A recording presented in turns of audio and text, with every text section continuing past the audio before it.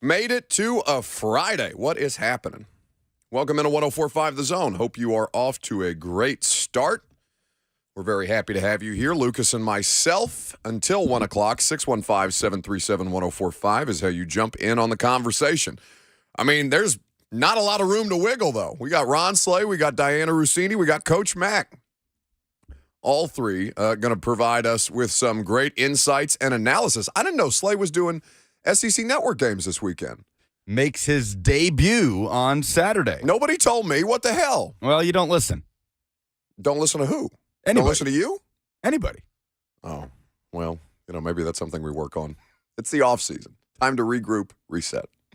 So Slay, Ronald will be here in, I don't know where he's going to be, but he will be physically on the air with us in just about 15 minutes from now. We'll talk to him about this. In the meantime, Super Wild Card Weekend, bud, with an emphasis on Super. This is the way that the NFL has branded the expanded postseason. I mean, this is going to be the third year that we've done the Super Wild Card Weekend, so it's not really new stuff, but I know every time I say it, it irks Lucas a little more. It's just not Super anymore. It was Super at first. Now it's just Wild Card Are Weekend. you going to be like this when they expand the college football playoff, though? Like, because they're going to turn it into Super Saturday or Super something or Super, whatever the bleep. Well, but that'll be new. And then it will be Super until it's normal and it's not Super anymore. So you're okay with Super for one season when they roll the thing out, but then beyond that, it ceases to be special. Yeah, the Super statute of limitations has expired. The Super statute of limitations. Excellent. Well, in the meantime, there are 6 NFL playoff games that will be played, including the team that defeated the Titans in their regular season finale, the Chargers, traveling to Jacksonville Saturday. The 2 Saturday games, Seahawks and Niners, Chargers and Jags, Dolphins, Bills, Giants, Vikings, Ravens, Bengals, Cowboys, Bucks round out the Super Wild Card Weekend. But what about the Super Bowl? Do you take the specialness from the Super Bowl? The Super Bowl has been going on for years of decades at this point. Do you take issue with Super Bowl? That's a good point. But it's always been the Super Bowl. It's always been the Super Bowl. Because, what do you... Gotcha. It wasn't like it was just the bowl, and then they decided to make it Super. What was it before they started calling it the Super Bowl? It was just the NFL championship, okay. right? And then they had the winner of the AFL and the winner of the NFL play each other for the Super Bowl. And then that's just what it's always been. Wild Card Weekend has just always been Wild Card Weekend. Then we added a couple games. Like, it's Super now. And then now it's just normal. Now that's just what it is. It's just back to being Wild Card Weekend. It's going to be okay. We're going to get you through this together throughout the course. And listen, the games are fun. Like, objectively, and I know some people are probably butthurt, some people probably still salty about the way that the local professional football team went down. I understand those reservations. But, you're not going to not watch football this weekend because the Titans got bounced, yeah? I feel like for most of you. And for those of you who are tweeting me something to that effect, get out of here. I believe maybe 1 or 2 of you. And even then, it's only because you've got something going on during the day that you're not watching these football Yeah, it's games. like all the people that said they were going to boycott the NFL. Yeah, I'm still waiting for that. Meanwhile, $78 million a game is what Amazon is paying. Numbers just shooting up. This is why I don't watch the NFL anymore. It turns on Niners, Seahawks. But of all these different games, the matchup that most intrigues me, we talked about Chargers-Jags a little bit yesterday. But that's just from a quarterback standpoint. I really do think that the more that you break this down, Ravens and Bengals obviously lacks juice because Lamar is not playing. Now, did you see the tweet he put out talking about his knee? Yes, wants to clear the air. It's rare. I mean, he obviously checks his mentions, which the productivity of that can be debated and discussed. But Lamar finally had enough of the speculation around why he's missing so much time, and says, "Thank you everyone for your support and concerns regarding my injuries. I just want to give you all an update as I am in the recovery process. I've suffered a PCL grade 2 sprain on the borderline of a strain 3 or a grade 3. There is still inflammation surrounding my knee, and my knee remains unstable. I'm still in good spirits. As I continue with treatments on the road to recovery, I wish I could be out there with my guys more than anything, but I can't give 100% of myself to my guys and fans. I'm still hopeful we still have a chance." That's courtesy of @LJ_era8. a.k.a. Lamar Jackson. Every time, like, there's no harm in Lamar doing that, right? Other than to understand exactly what it is his injury is. So I know, and I know from time to time, like Lawan broke his own ACL tear news, and I remember Logan Ryan when he snapped his leg in New York a couple years ago, went on social media and did it that way. Like, does it not benefit them to get out there and kind of, put an end to any discussion? Now, there can still be contract implications and all these things that they're not talking about publicly on social media. But I feel like, okay, you can debate if you want the reporting done by NFL Network, Jim Trotter, the clip we played you yesterday. But if Lamar is telling you, hey, this is exactly what's going on with my knee, bleep off, I feel like we can put that to rest and we can move forward. I feel like there is some benefit to athletes being able to do that, to control their own messaging at certain points. Regardless, he's not going to play.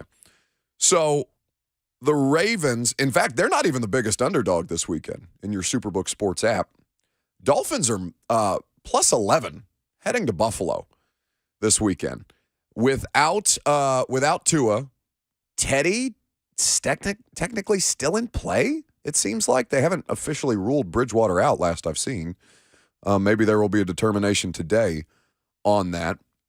But the idea of Skylar Thompson waltzing into Buffalo and trying to get a playoff win, it seems fairly unimaginable. I think the thing that most people are waiting for is, can the Bucs upset the Cowboys? Even though the Bucs are hosting, they are an under 500 division winner. Tom Brady under 500 as a division winner is, interesting. And the Cowboys, man, the flaws that team has, it has to be such an incredible frustration to Cowboys fans that they feel like they have the best team that they have had in quite some time. Really, since Romo and Dez, probably 5 or 6 years ago, when they made that a little bit of a playoff run and did Dez catch it, ended up being not a catch against the Green Bay Packers, stalled out their playoff hopes. But they're 12-5. They're second in the NFC East, and they're kind of sputtering at the end of their season. They lose to the Jags. They do beat the Eagles without Jalen Hurts, beat the Titans in a game that we are all very, very familiar with the circumstances, but then get just smoked. They look terrible against Washington. That's as bad a game as I've seen Dak play. And they had a lot to play for there. I mean, they had absolutely an opportunity for the 1 seed. They even had an opportunity to win the NFC East if the Eagles were to lose. And not knowing the results of those games, Niners and Eagles, which would have had an impact on those things, they had a lot to play for, and they looked dreadful. So that honestly, I think, is the game that most intrigues me. Not just because Brady and the Cowboys, like the two biggest names and brands in the tournament right now, but because of how poorly the Cowboys. Because I don't think anybody would look at the way they played against the Titans and be like, yeah, you know what, that's a legitimate. I feel legitimately good about the Cowboys as Super Bowl contenders. Teams are allowed to play down games, and by the way, they did beat the Titans by 2 scores. That's not, you win the game, it covers up a lot of things, but the turnovers for Dak, again, making an appearance in that one, and obviously that was the case against the Commanders this past weekend. But how they attack the Cowboys defense, the Buccaneers rather, is going to be the thing that is interesting to me. How will Dallas try and scheme Micah Parsons in one-on-one pass rush situations the way that they've done a really, really good job? Dan Quinn is the defensive coordinator there, for those of you who've not been keeping track of such things. It's the Monday night game, and Parsons has had 13.5 sacks this season. He's got a league-leading 74 total pressures. And, one of the few offensive linemen that have been healthy for the Bucs, Donovan Smith, he's not an ideal matchup situation for Chandler Parsons, former Memphis Grizzlies, Micah Parsons, to be able to go to work against. So those are the kind of matchups that I'm interested in. And really, how can the Bucs beat the Cowboys? Because play action concepts are something that get brought up around the Titans a lot. The lack of play action usage throughout the course of this season, particularly on first down. I tweeted out a clip yesterday, Lucas, of 3 years ago on yesterday's date, the Titans upsetting the number 1 overall seed in the AFC Ravens on the road during that 2019 season run. Khalif Raymond, the 70-plus yard touchdown pass. It was crazy. It's everything that the Titans haven't done this year. Tannehill, first down play-action pass, as clean and pretty a pocket as you'll ever see. Wide receivers streaking down the field, and all of a sudden Khalif Raymond is splitting the safeties and catching a touchdown bomb, but over Marlon Humphrey's head. It was literally the anti-2022 Titans. Everything that you wanted this team to be, or everything that you expected this team to be, and what it used to be back in 2019. But the Bucs are having the same kind of problems. They have not utilized as much play action with Tom Brady this year. In fact, according to ESPN, the Bucs ranked last in the NFL in percentage of plays using a play fake, 15.1%. So this super wild card weekend is going to be fascinating. And we'll get more into this with both Coach Dave McGinnis of Titans Radio and Dianna Russini of ESPN, who are going to join us in the 11 o'clock hour. But coming up next, it is Kentucky week. It may not feel like Kentucky week because the Kentucky Wildcats don't have many teeth to them at this stage, but the Vols will host them on Saturday, and Ron Slay is going to join us to preview that game coming up next.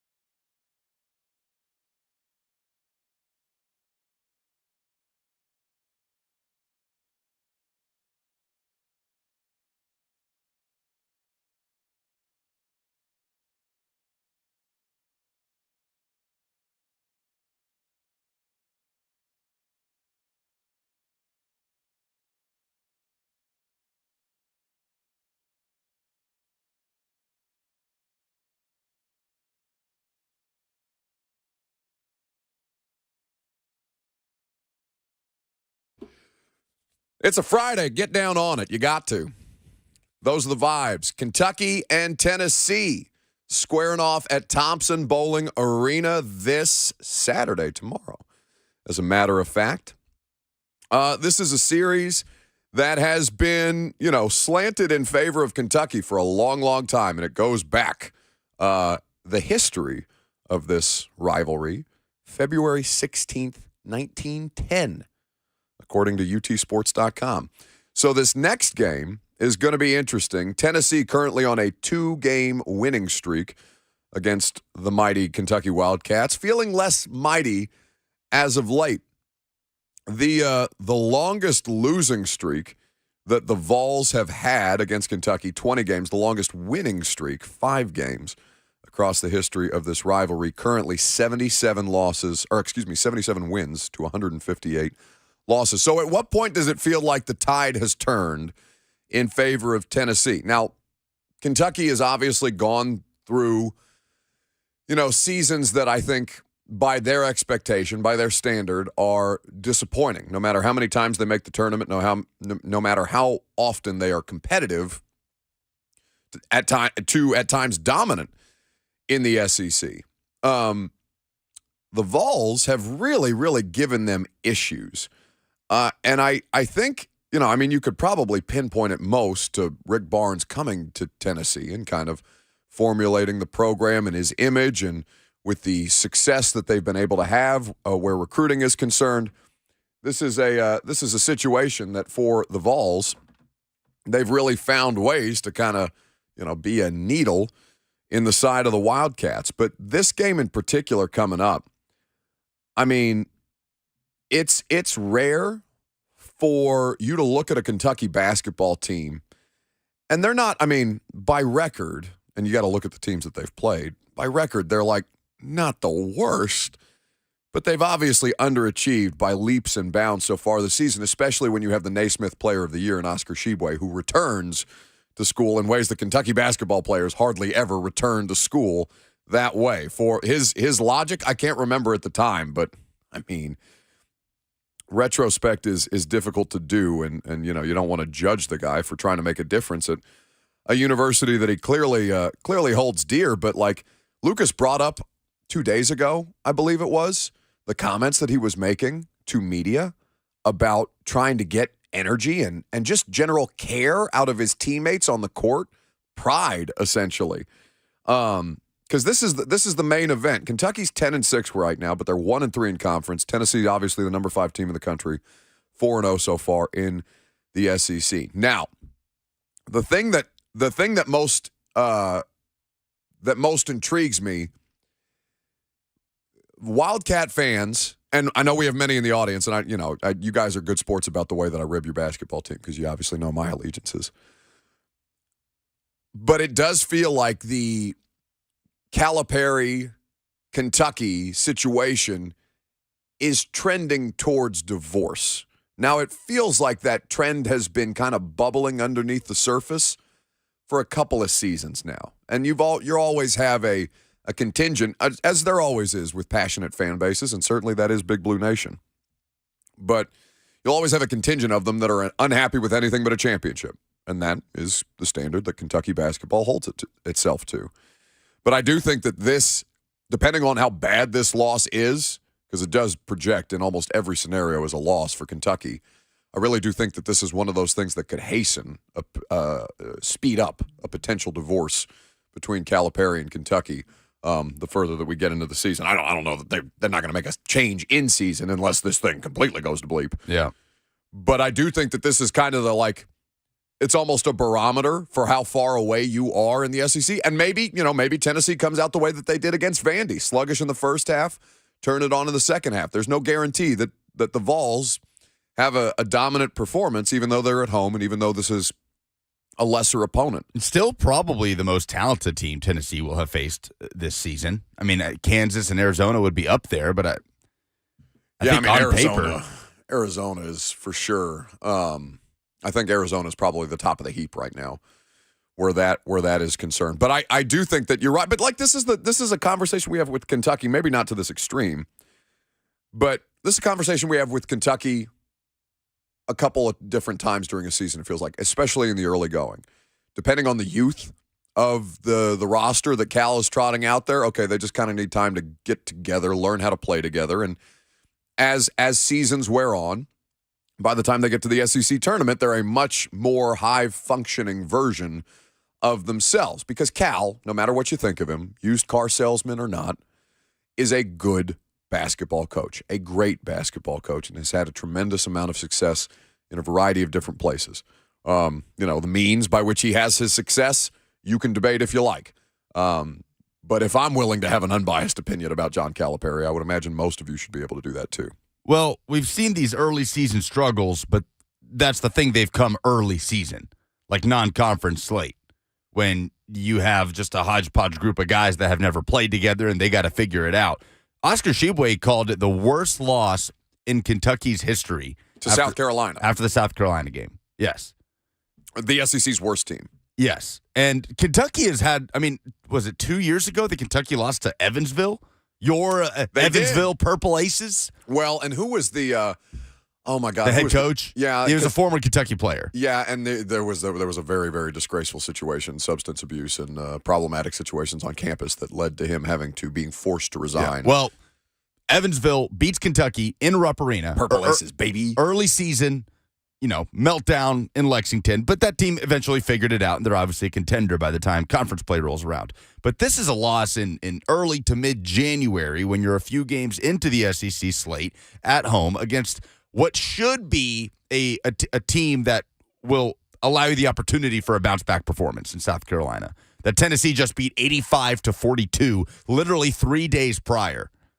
So that's where the meltdown is coming from, because it's the way it's stacked on top of itself, because they've lost 2 in a row now, including the loss to the worst team in the SEC at home.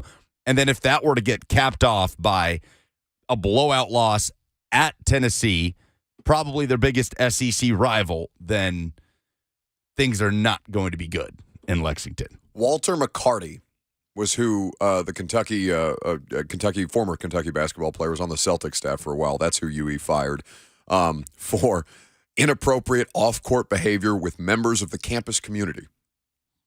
Red flag. Anyway, your point, though, is well taken. And this is something that Kentucky has a lot to prove to itself, to its fan base, and clearly internally to its locker room. And the last 2 games they played a close game in Tampa during the SEC tournament. 69-62 was the final margin of victory for the Vols. The last game during the regular season that they played at Thompson Bowling Arena, 76-73. This matchup, though, the level of defensive intensity that Tennessee continues to bring night in and night out, and that is translated well into SEC play, I think is, obviously their greatest advantage at this point. That and Santiago Vescovi's newly found kind of East Tennessee accent that we will play at some point for you later on in the show. 615-737-1045. Jake calling us from Bowling Green up next. Hey, Jake. Hey, what's up, man? Hey, this is Jake Clark. It's good to talk to you, brother. Hey, listen, so basically Kentucky, it is ridiculous up there. There's booze raining down in Rupp Arena.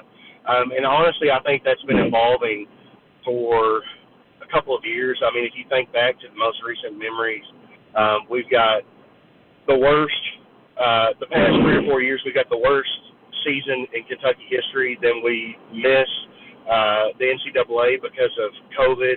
You come back, you get beat by St. Peter's, and now you've got just blunder after blunder.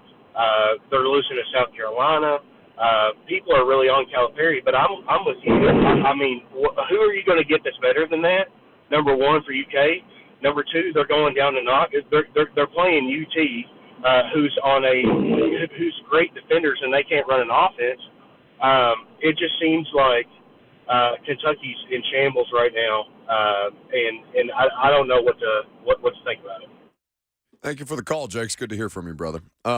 So it really feels like they're still, and how real this is, because obviously the roster has turned over somewhat since their first-round loss to the mighty Peacocks of St. Peter's in the NCAA tournament last year.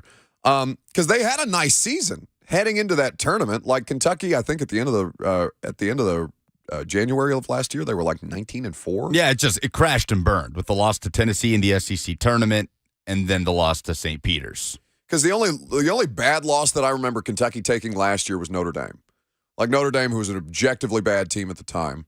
And the other defeats that they had, they fell early to Duke. They lost to a ranked LSU team, and Auburn when they were number 2 in the country. Like there was plenty of reasons why that Kentucky team heading into the tournament you felt pretty good about it. And then all of a sudden the thing completely falls off the rails, as Lucas mentioned, in the SEC tournament, and Tennessee being at the kind of, at the tipping point of that. They just seem to be the thing that bothers Kentucky most in the last couple of years. The thing that can send them most quickly into a spiral, which has to delight Vols fans. 6-3 in the last 9 matchups is the Tennessee advantage. So if they can make that 7-3 in the last 10, then there's going to be a real come to Jesus moment for Kentucky basketball. And let's talk about who you're going to get.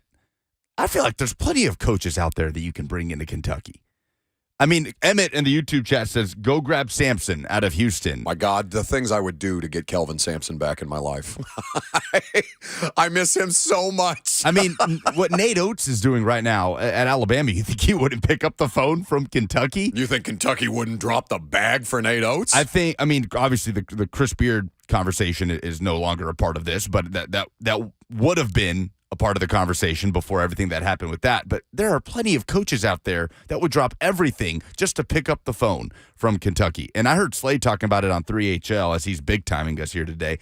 What was that? I don't know. Where's Slade? He's on an SEC network conference call. He's big-timing That is, okay. He's allowed to big-time us for his first television appearance on the SEC network. I can't wait to watch Slade in studio on Saturday. Wait, he's in studio? Yeah, he's doing studio work. Oh, I thought he was on a okay, nobody has told me anything about this. Well, you don't ask. I think that's a general, not to lump us all into the same umbrella as a sex, but I feel like guys do a poor job of following up with their buddies about things that are going on in their lives. I follow up with my buddies. That's not true. You and I have had conversations about this. You and I know damn well that when Megan asks you about what it is that your friends do for a living, or unless it directly relates to you, selfish, you have no idea what's going on in their lives. Don't sit there and lie to the good people of Middle Tennessee. The same people that told you Todd Downing was coming back did not fail to tell you that Slay would make his SEC Network debut this weekend. That is such a reach by you. Don't pull anything. But seriously, though, Slay was saying on 3HL the other day that there is a disconnect on what Calipari believes his job is as the head coach at Kentucky basketball, and what Kentucky fans and the program and the highest-ranking people at the University of Kentucky believe is the job of the head coach at Kentucky basketball. Cal believes his job is to get guys in the league. That's how he's gotten guys on campus. That's been his entire recruiting pitch the entire time he's been there. Everybody else believes his job is to win championships. So I think that disconnect, you're seeing that now more than ever, because for John Calipari, if they fall short of winning a title in SEC or a national title, but they get 3-4 guys drafted in that upcoming NBA draft, he's done his job, where in the eyes of the fan base, he has most certainly not done his job. That's such an interesting dynamic, though, because Cal, he's only got the one championship. And, I mean, listen, to win a championship at Kentucky, it does matter, but obviously they have recurring aspirations of championships. And, do obviously have the resources and the talent to be able to accomplish that on a regular basis. But like Cal, and without having access to what it is the dynamic is like between Cal and the players and Cal and his staff as to how they kind of approach preparation, I have to think that you would want a coach to default to in today's one and done society. Now, NIL obviously has the ability to impact this and can change some things as far as being able to retain some of that top tier talent that might otherwise have gone one and done in other years. This is honestly, it's the thing that I'm rooting for most where it comes to college basketball. I would love for college players now with the opportunity to earn money, real money. I would love for that to lead to a trend where we get more recognizable names back with college basketball programs year after year. I think that can do so much good for the health of the sport because I think people, they check out for most of the year. They come back in during tournament time when it's time to make their brackets and bet and stuff like that. And you don't worry about learning players anymore because the players aren't there long enough to learn about who they are and beyond, once we get to the draft process and things like that. So I think that don't you want the coach, though, to have that mindset? Like, obviously, the championship is the goal, but shouldn't the selling point be, we're going to give you the best opportunity you can to get to the NBA? Because that inherently, I would think, would attract the best talent. Now, maybe it does feel like there's some evolution on that, but I feel like that as a core principle should still remain because it's not like you're not trying to accomplish both. It's just the selling point is we have the best shot to get you to the league. The best players come through Kentucky, or at least that's been the sales pitch so far. Mark is in Franklin up next. Hey, Mark. Yes, when I'm enjoying your show, but when you said Calipari is a good coach, and then you hesitated and said he's a great coach, I had to call in and say Calipari is a C- coach and an A+ recruiter. Anybody that is a basketball fanatic, you watch his inbounds plays, you watch the plays that he runs with 5 seconds to go in the first half or 5 seconds to go in the game, and they don't get good shots, they don't run plays. He is not a good basketball coach, but he's a motivator and he's a recruiter, and I would like the Kentucky fans to call in and comment on this. Mark, it is a fascinating question because that's their whole problem this year, and I appreciate the call because they can't get an offense going. Like, they really do struggle in a variety of different ways, and you can point fingers at players as far as execution, but that does seem to be a trend with John Calipari throughout the course of the last couple of years, or at least it's been more evident than ever before at this stage.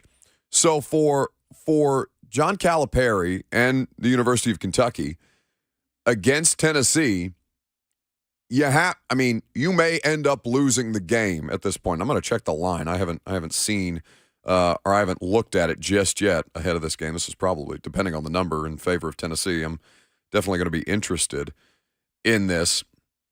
But I think as far as Tennessee is concerned, like, Cal has to show something that gives his team a fighting chance in ways that it's not just that they are not cohesive in losses like South Carolina. It's that the mental mistakes, the errors, the just lack of awareness that you don't expect from a program like Kentucky really bubbled to the surface, particularly in South Carolina. So all the problems that they've already been having were further compounded by that. 615-737-1045 is how you join the conversation. Ron Slay, at some point, is going to join us in the middle of this SEC stat of the day that we also have. I assume it's related to basketball at this point, Lucas? No, not an SEC basketball stat of the day. Either way, Slay will join us. We'll take more of your phone calls, and an SEC stat of the day comes your way next.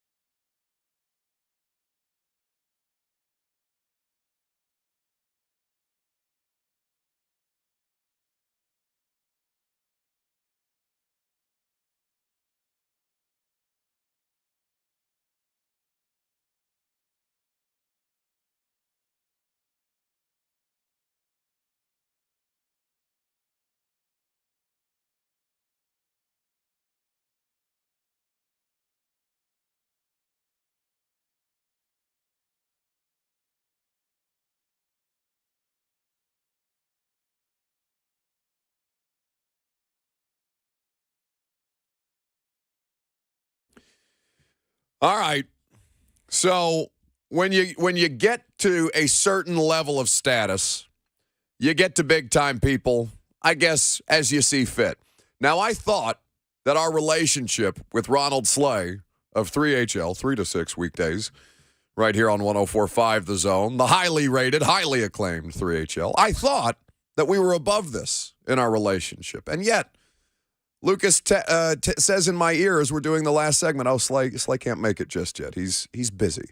He's got things going on. Is Ronald there now, as a matter of fact? Slay. Or something else. You're something else. You're something else. No. Hey, man. Don't you big time me and then come in here and tell me I'm something else. Hey, first of all, this coming from a guy, man, that has to go catch flights, get Manny and Pettis before he get on flights, that can't come and do shows. Like, I'm the only one that comes in and does shows, man. This one time I slip up. That's right. Dog. That's right. And I'm going to remember it for the rest of my life. Slay. Hey, listen, first and foremost, congrats. That's exciting. We're all very fired up. I'm gonna have like that moment in like the Leonardo DiCaprio meme where he's pointing at himself on TV. Like that's gonna be me on my couch watching you tomorrow. You ain't gonna be wrong if that's what you're doing, Buck. so nobody told me until I heard you talking about this like 20 minutes before I came on air. What the hell? How did this come about? Yeah, man. So they reached out to me, and I gotta give a lot of love to my 3HL crew, everybody at the Zone, man, making it happen. And, you know, they heard mentions, especially Babs being around, you know, ESPN all the time. And, you know, and word got back to me. They asked me to come in for an audition, knocked the audition out the park. They reached out and said, we want to bring you in on the 7th. And we were supposed to start last Saturday, but apparently, not to toot my own horn, the audition tape was pretty good, Buck, so they wanted to expand the contract. I'm just saying. I see you, big fella. But I will be starting, man, this Saturday, tomorrow, man, in studio every Saturday for college basketball, SEC Network, and then also being able to call some games, do a color analyst for a couple of SEC games this year. So we'll see how it goes leading up to the SEC tournament in Nashville. What a brilliant weekend to put you in studio for when Kentucky is just down tremendous and getting ready to travel to Thompson Bowling Arena tomorrow to take on the number 5 Tennessee Volunteers. Like that has to give you just not that you need any additional wind beneath your wings, Slay, but come on, like this is as good as it gets. I mean, listen, Buck. I mean, walking into the situation, you know, you look at it as a rivalry and things of that nature, and you see Kentucky coming in. Matter of fact, let me take the T out because that's not supposed to be there. The T belongs to us. Kentucky limping into Rocky Top, trying to go get a victory, and a lot of times, you, Buck, knowing how kitty cats lurk in back alleys and alongside trash cans and things of that nature, and sometimes they look so precious, and maybe you're tempted to bring them in. This cat right here that's limping, nah, we're gonna bring them in and we're gonna stomp them. Put them down. You know what I mean? We're gonna stomp them. The kitty cats, we don't care about you limping. We don't care about you coming in here wounded. We taking you out. I'm going on record. They're gonna be about 15 of them all. 15. Yeah, it's gonna be serious. Yeah, you got Buck. We had a point, man, and you know this more than anybody. You got it, regardless of what the numbers say, regardless of who that program is, that franchise is, you got to believe what your eyes are showing you. Man, Kentucky is really bad this year. Like, and it's a shame that it's happening because as a league, SEC, you need those guys to be up, and we need 6 or 7 guys trying to vie to get into the tournament. I think they get into the tournament this year, but it's going to be rough, man, getting through this SEC season because you got guys like Auburn that's going to take advantage of them. Florida, if they catch them, they'll take advantage. Mississippi State, Texas A&M is thriving right now, and that's leaving out, you know, teams like Tennessee, Alabama, and Arkansas. So it's going to be a problem for them, man. South Carolina just went into Rupp and beat them with one key feature guy in G.G. Jackson. Michie Johnson must not have been on the scouting report the way he did. Yeah. Can you imagine what they're going to do in Rocky Top the day Chris Lofton's getting his jersey retired? Come on, man. Which you have to be fired up about, by the way. We'll get back into the matchup, but like to have Lofton's jersey retired, I know that's your guy. I know that has a tremendous amount of significance to the program and so many people associated with it. Have you guys had him on yet this week? No, we'll have him on today, man. He's coming on today at 3:20, man, and we have a surprise guest coming in, and giving some stories also. I don't know if I'm supposed to share it, but I'm gonna share it anyway. Do it. Bruce Pearl will be on coming in to give a couple of stories about CeeLo, man, and what he meant to the program, especially his coming into a situation where Buzz Peterson was let go and he came and inherited those guys. So, but CeeLo getting his jersey retired, man, that's the ultimate compliment. That's more than being honored by your peers. That's mean you have the accolades, and then you have the university willing to step out there on a limb and say, regardless of what you did after or before, right here in this time capsule, in this space right here, man, you were one of the best ever to step foot into Thompson-Boling Arena and put that Vols jersey on, and to be up there with the likes of Ernie, Bernie, Allen Houston, Dale Ellis, man, that's big time. So salute to CeeLo, man. That's my guy. You know what I mean? The humble shooter is what I call him. Nothing like him. He won't talk trash. I tell him, don't you say a word. I'll do all your trash talking for you. You know what I'm saying? So CeeLo, man, that's a great guy, man. It couldn't be more deserved by anybody else that I can think of. 3:20 today on 3HL, which, of course, our guest, Ron Slay, is a big featured part of television's own Ronald Slay. Are you going to say Kentucky on TV? You going to call him Kentucky on SEC Network? So, That's I want to so bad. Sounds like conversations have been had. Coward. Yeah, conversations have been had, man. And I'm gonna find some way to stay neutral, but at the same time, you will know who I am representing, man. I am a representation and an ambassador of the University of Tennessee, and all of SEC schools. Like I got love for all of SEC schools, but when it's rivalry day, rivalry week, I mean, all that goes out the window. But in this forum that I will be on Saturday, I will stay neutral, but I will tell the truth too. So you can count on that. You're so full of bleep. You can finesse it. You're so full of bleep. Yeah, you can do like a little cough or something, right? Like, hey man, listen, the people that stepped out on the ledge and vouched for me, I kind of promised them, man, that I would keep it cordial. But I've also been told by the upper management, the big wigs, be yourself. That's the reason that you're coming on. So make sure you bring your personality and be yourself. So I'll find a way. Oh, he's so going to slip up. The shadowy network figures cannot control the sleigh ride once it arrives on the SEC Network's desktop. So Ron Slay will be on SEC Network as a studio analyst tomorrow. You can catch that before you buckle in, or throughout the course of the day as you watch your college hoops. So this matchup itself, Slay, what we've talked about Cal before, and the idea of where it is that he struggles. His coaching aptitude, I think, is something that gets kind of lost in the shuffle here, because we know him to be an exceptional recruiter. We know him to be an exceptional salesman of that program. But as far as like what you watch on the court, especially this year where they just cannot for the life of them get an offense off the ground, how good of a coach is Cal actually?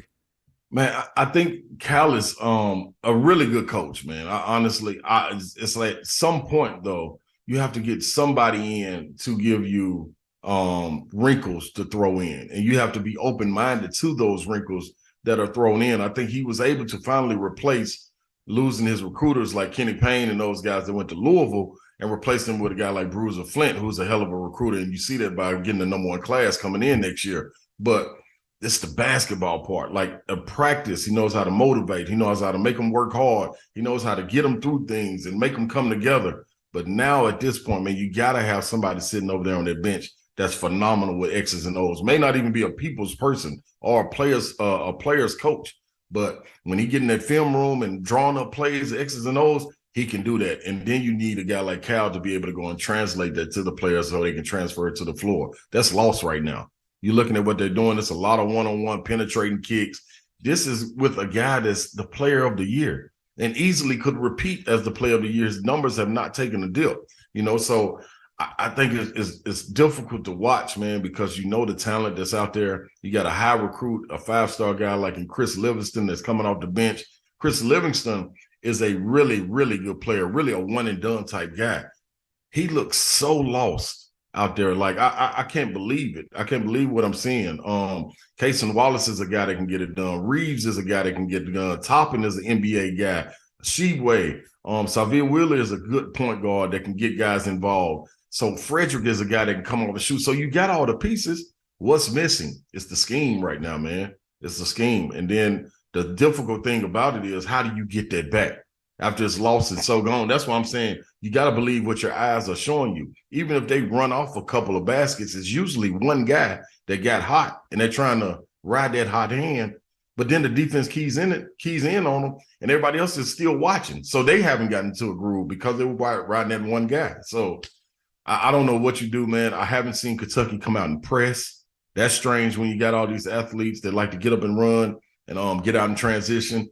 They're not in passing. Like it's a lot going on, man. So what Cal does is going to be interesting to see what he does moving forward, especially with that seat getting hotter, because it's not going to get easier in the SEC. Like I say, man, in the NFL as well. You see a wounded duck, man, you take them out, man. You don't let them come in and get back on you. So the tape is out. How do they respond to it? And what does Cal do? He's missing his press conference. Wow. Cal, the ultimate motivator, missing a press conference. The person that likes to call guys out in the media and tell you what he's really thinking, what he said to them in the locker room, how they're going to right the ship, how everybody need to be patient. He's missing a press conference. We're going to see. That's interesting. It is a fascinating situation, to be sure. Do you think this game in particular, Slade, depending on how it is that Kentucky looks against Tennessee, win or loss regardless, do you think that this game can be a tipping point as to what kind of furthers a potential divorce between Cal and Kentucky ultimately? Well, I look at it like this, Buck. If this is the case, you got oil that's boiling, and then somebody going to mix it with water if Tennessee were going to go beat them. It just don't happen. And that's for the boosters and everything. Like this right here, Final Fours and championships are what they are built on. That's the tradition. Tennessee, that's what you're going to talk about at the Derby. That's what you're going to talk about at the country clubs when you get to the barbershop. That's that conversation right there. You not letting this happen? This is tough. They said 1-4, man. This would be the first time, the third time, I want to say in Kentucky's history that they would be 1-4 if they were to lose this game. That's a problem. It's a big problem. What's going to be a big problem probably in the studio tomorrow is Ron Slay. He'll be on the SEC Network. God help us all. But I know you're going to kill it the same way that you killed the audition. I'm fired up for you, buddy. Congrats. Man, I appreciate it, man. Appreciate all my zone teammates out there, man. Pushing your boy out there, man. Let's make it happen, baby. We're representing. That's right. Ron Slay, 3HL. You can hear Bruce Pearl on 3HL later this afternoon, and it's going to be a fascinating conversation. Thanks for the time, boss. He's gone. You know who's not gone? Dianna Russini. She's back, as a matter of fact. She's been on maternity leave. She thrust right into the NFL fire after she has returned to do exceptional coverage on television, and she's going to give us some insights and analysis on the Titans' GM and offensive coordinator search coming up next.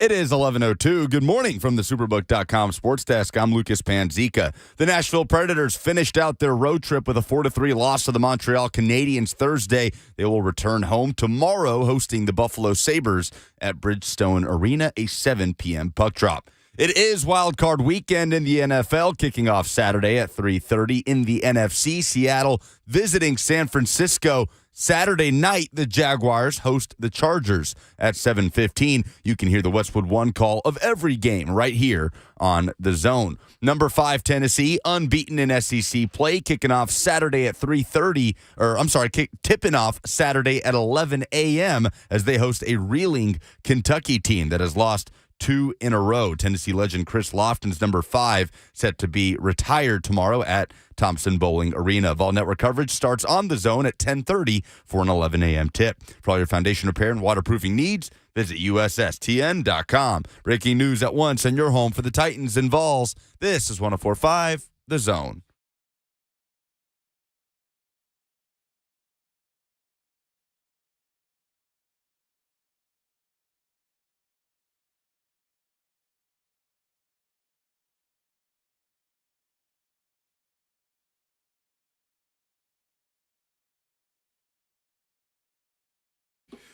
Hour number 2, off and rolling.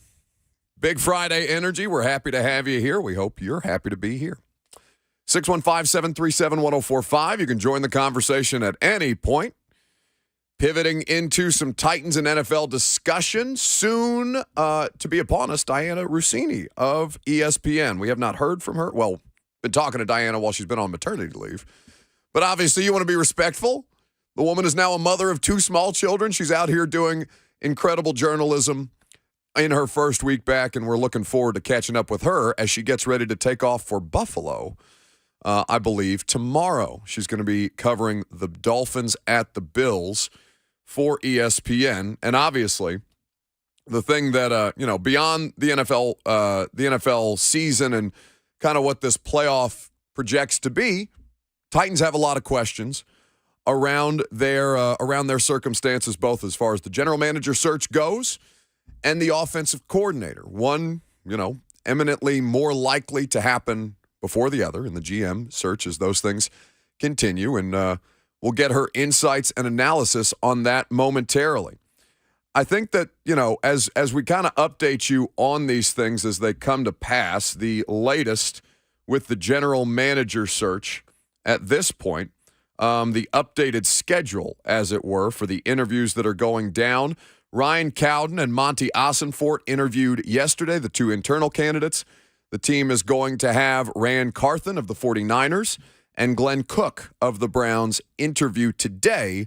Saturday, Ian Cunningham of the Bears and Quentin Harris of the Cardinals will interview for the Titans GM job later on. In the meantime, we got to celebrate. Dianna Russini's back on the radio show. It makes me so happy. Hello, friend. Hi, it is good to hear your voice and hear Lucas's voice. I will continue to make a case that he should be the host of the show, but either way, today I'm going to just allow you to do your job. Do you know that that's the only thing I can get you and Mike Giardi to agree on is the fact that I shouldn't be hosting my own radio show? Please, it's the only thing Mike Giardi and I agree on, too. I just spent a week with him in Buffalo, and man, it's like we're just oil and vinegar. We do not mix very well. Well, excuse me, oil and water. Oil and vinegar mixes fantastically. We are oil and water, and one day we will figure out a way to get along. But I think it's good, right? Like to have a reporter at the NFL Network despise a reporter from ESPN covering the same game. To me, it just pushes the competitiveness. And tune in to me because I'm going to have better info. Because Mike, we know what Mike is. No, there's no question. He was terrible. We had him on earlier in the week, and I said, "There's no," I was very complimentary. It's tough for me to say anything nice to him, but I was very complimentary of the job that you and so many of our other friends and colleagues at a variety of different networks have done in the coverage of the Bills situation with DeMar Hamlin and all these different things. But yeah, there's no question. We know who the superior reporter in these when it comes to the coverage of the league, and of course in terms of appearances on this radio show, we know who the big dog is. This is just a small example of why Mike isn't very good at what he does. So we're in Buffalo together. It's a sensitive story, but we got to be there pretty much all hours of the day as we're waiting to hear more about DeMar Hamlin's health, but also waiting to hear from Bills players. So, he has his SUV sitting there outside, sitting inside waiting to go do his report. So I hopped in just to say hello, catch up. He's got water bottles everywhere, food everywhere. I asked to use a charger. He doesn't even have a charger. Like he's absolutely useless at this point. So, because usually in when you have to cover these big stories, you want to find people you can hang out with in between because you have a lot of downtime. And I quickly realized when I go to Buffalo, I'm alone. Yeah, that is what it is. At Dianna ESPN is where you can follow her on the socials. So, it's kind of a bleep show down here, Dianna, in the meantime, before we talk about actually meaningful football that's going to be played. It is, yes. What I just from 1,000-foot view, and I know the number of people that you discuss these various openings with across the league. What do you make of the GM and offensive coordinator situation down here in good old Nashville, Tennessee?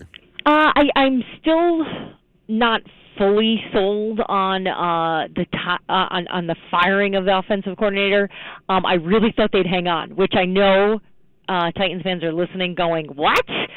Because I felt like Titans fans wanted a change at the offensive coordinator position week 3, maybe even going back to last season. But I just feel like the organization sticks with what they're comfortable with, and it seemed like that was something that they were going to be comfortable with. But then after we saw the results, and to Todd's defense, you take away his best pass catcher, Derek's not having a great season, Ryan gets hurt, you're asking a lot. But I do think change will be good as this Titans team is going to move forward. Let's go back to the GM talk.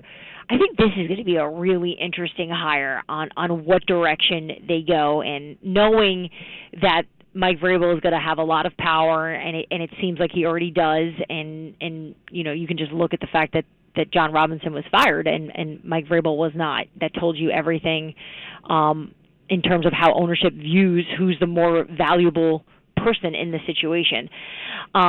So to find a GM that's going to be able to get along with Vrabel and also have the same vision as him, I think that's not as easy of a task, especially just knowing what Coach's background is, where he comes from, how he does things. Anytime I've ever talked to anyone with a connection to New England, on the coaching side of the world, they've always said it's so difficult when you grew up New England, when you grew up the New England way, the Patriot way, and you have to then adjust to other ways of doing things. It takes a minute. And they're always going to believe that they do it the right way.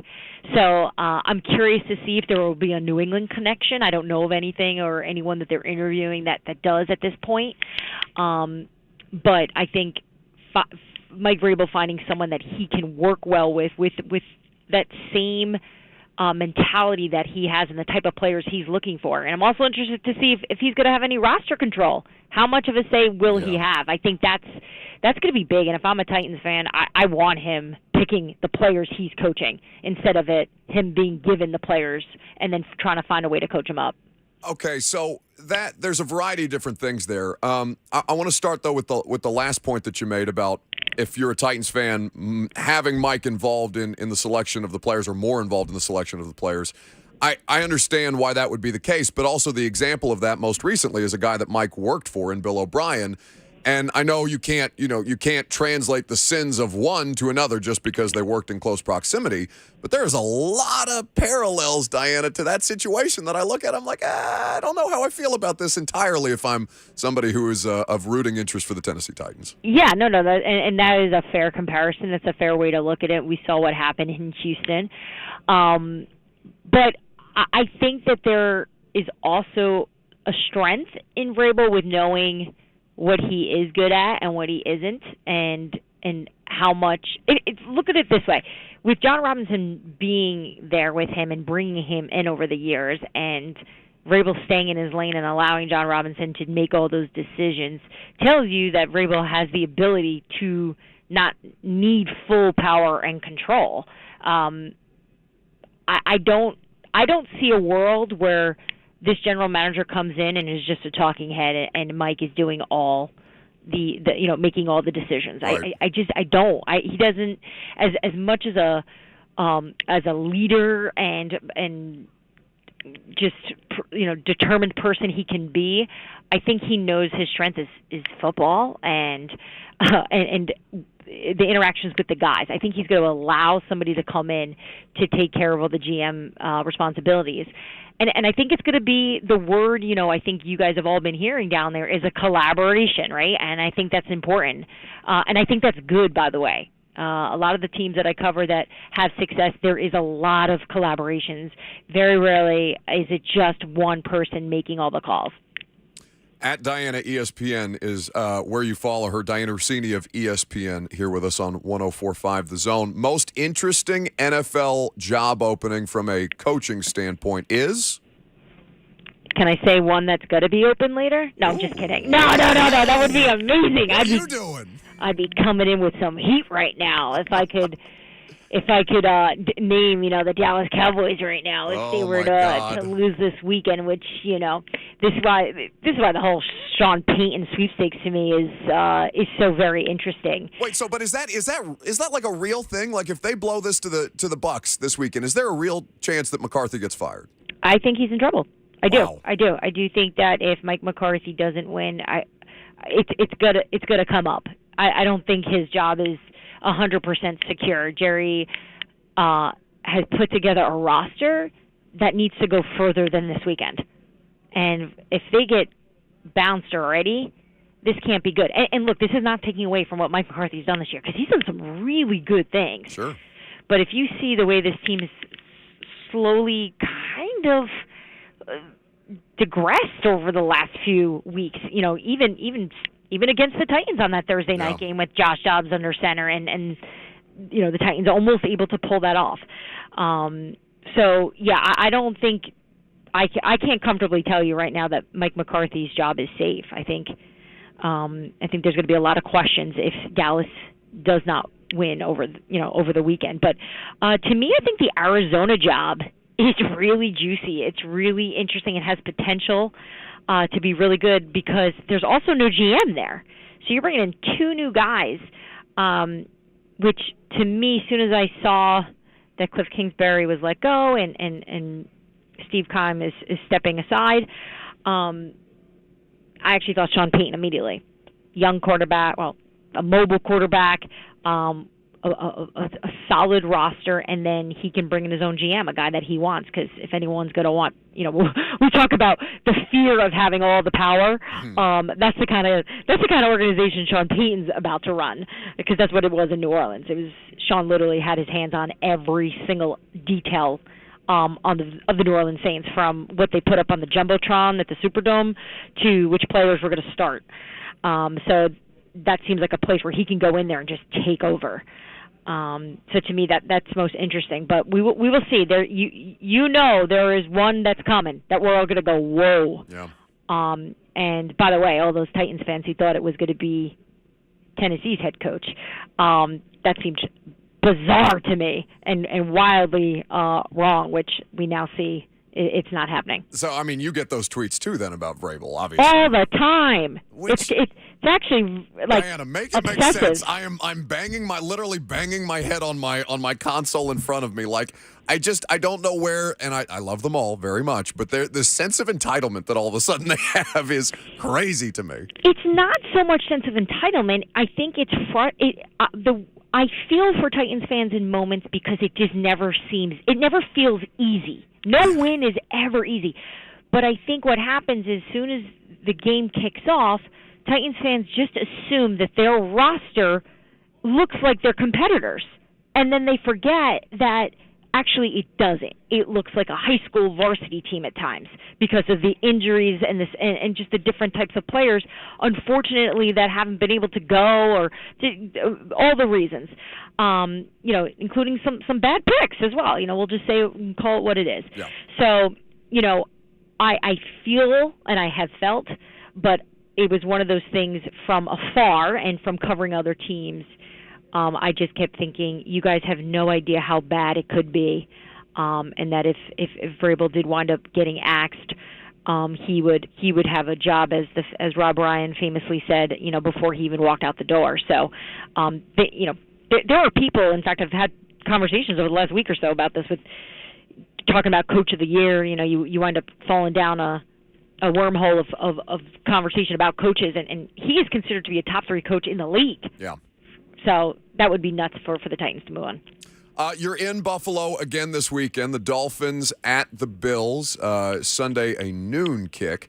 Obviously you were there last weekend. An incredible scene unfolded, and the best possible case scenario as far as the health of Damar Hamlin is concerned, released from the hospital and able to continue his treatment at home. But this game, why aren't the Dolphins dead in the water walking in there without Tua?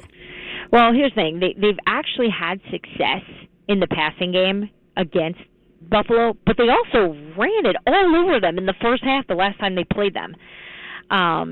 So there's still dynamics of their offense that they're going to be able to function without Tua. Like, they're going to be able to still cause a threat. And just even talking to some defensive players of the Buffalo Bills this past week about it, they are not taking this taking this lightly. And let's just put in this other element, because it's a real thing, Buck. They are coming off an exhausting week. Yeah. From the start to the end, and when I say the end, I mean just getting through the game and coming up on top and beating the Patriots. This has been the first week of normalcy for them. They're back on their regular schedules. They've got a 1:00 game at home again, which they haven't had all season. They haven't gone back-to-back 1:00 home games. Creatures of habit, and they need it. But they're also tired, from everything that came together last week. So this could be one of those games that, if they're just off a little, they could get caught. So this is just something that I still think you can't say it's a sure thing, especially this time of year. Couple turnovers, you're in trouble. And Josh is known to do them. She's been all over television, radio already this morning. It's going to continue throughout the course of are you on TV again today? Yeah, what a treat for the world. Yeah, yes, listen, all afternoon. We've missed you, and I know. Listen, you came in here insulting me. It's fine. I'll take the blows as they come. But everybody has missed seeing you on television, and we were reminded as of why, because you're absolutely killing it. And I can't imagine what that's like to come in off maternity leave, especially with still 2 small children at home who look like absolute studs, by the way. I'm incredibly impressed, even as I already knew how impressive you were. Well, thank you. I'm actually talking to you with my eyes closed. This is what I do now. When I do radio, I just sleep while I do it, and then on TV, I just kind of pin my eyes open and try to get through it. So.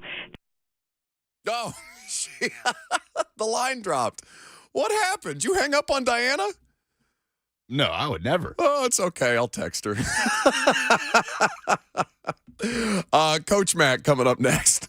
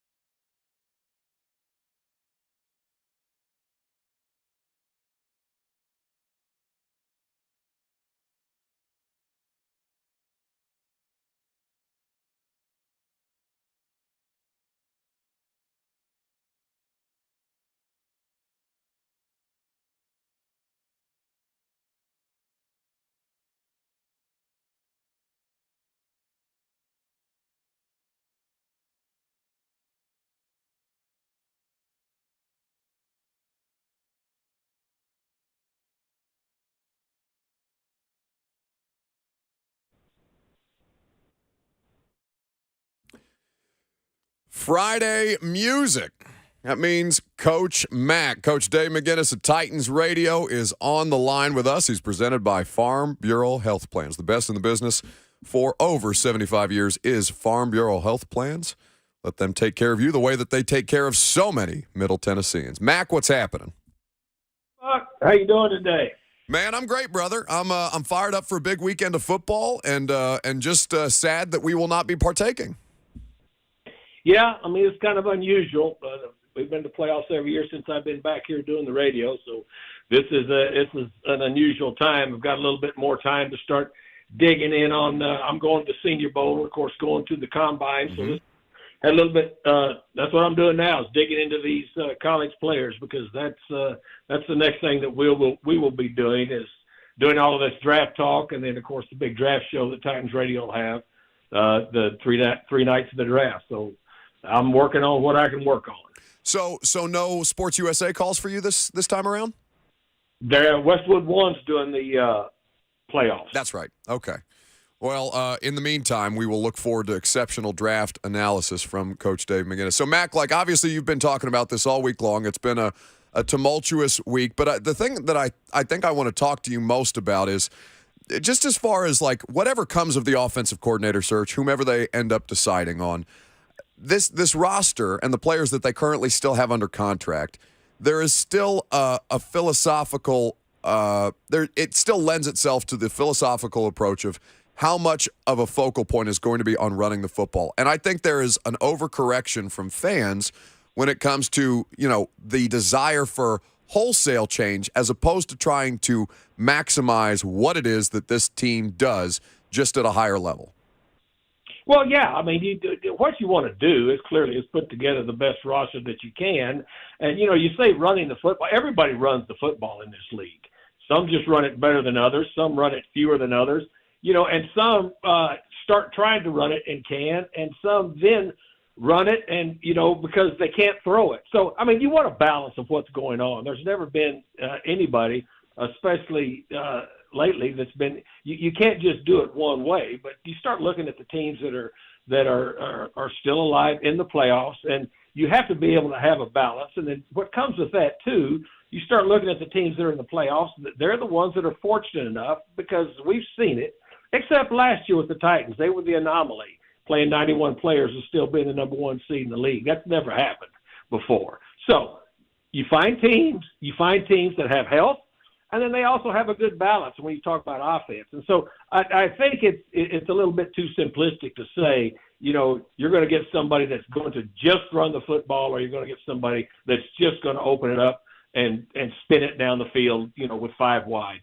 Just think of Cliff Kingsbury when he first came in the league with Kyler Murray. That was going to be the matchup. We're going to have five wides, spread it all out. And then, if you don't win games, it really doesn't matter what your philosophy is. So the base philosophy is to be able to be balanced enough and competent enough and healthy enough to be able to win games through a 17-game stretch, which we all know can get pretty grueling at times, especially with injuries. Certainly that's at the core of this thing, and what we've talked about for the better part of the last 7 weeks is the health of the football team and them just trying to get something done without their players and the amount of players who spent time on a practice squad, on the active roster, and all these different things. As far as the names that are out there, Mac, obviously the coaching community is a very, very tight one. Cliff Kingsbury is a name that you bring up. He's interesting to me because obviously, things don't go necessarily to plan in Arizona. And he is now going to be sought after. I don't know necessarily, though, what to make of him as an I know what he is as an offensive play caller. He's been calling the plays in Arizona since he got the job, but not necessarily as a head coach. How much better can he be, do you think, as an offensive coordinator, given what you know about what it is that guy runs? Well, I mean, first of all, it depends on what kind of players he has, Buck. I mean, when he got that job out there, I mean, he had come off of that tree of the, just spread it out and throw it there from Texas Tech that has a lot of offshoots, from the people that just spread it out in college and throw it. But the issue was when those kind of offenses come into the National Football League, you just find out it's different because field dimensions are different and defensive players are better. They're better. They can close those windows quicker and closer. So you still have to be able to have some sort of physicality to your game. So, I haven't really studied him. I know that he had carte blanche there when he came in to Arizona with the offense, and he had carte blanche to pick, they fired a one-year head coach there so that they could pair him with the quarterback that they wanted to draft. And clearly, it didn't work out really good to this point. Coach Dave McGinnis here with us on 104.5 The Zone, presented by Farm Bureau Health Plans. If you need great health care coverage with an affordable price tag, let Farm Bureau Health Plans coach you through it. They've been protecting Tennesseans for 75 years. They also make the OTP, the official Titans podcast, possible, the Titans Amy and Coach Mac podcast possible, and so many other great Titans radio properties. I think, Mac, so as you look at the way that this season ended for the Titans, and the decisions that will now go in once they decide on a general manager, and obviously these evaluation processes are still ongoing, no matter if they have an official general manager or not, or if they're operating with Cowden as the interim. Is the offensive line the place that needs the most amount of work at this stage? I think so, Buck. Yeah, I think so. Just because of injury, people not being there. And then just the number of people that they ran through there. I mean, you were very close to it. You saw it every week. I mean, it was really a patchwork unit there on the offensive line. And I think, we were very close to it and seen it and just, and to me, what's amazing is that Derrick Henry still was able to have over 1,500 yards rushing still with that. So which, just kind of points to how special he is. But you ask the question, is that what needs to be reworked? Absolutely. People ask me, and people have asked me nationally. I've been on a lot of shows during the season and since the season, other than in this market, and they say, what's the difference between last year when they really circulated through 91 players and were still able to win those ball games, and then this year you've got close to the same number, but you don't have close to the same amount of wins.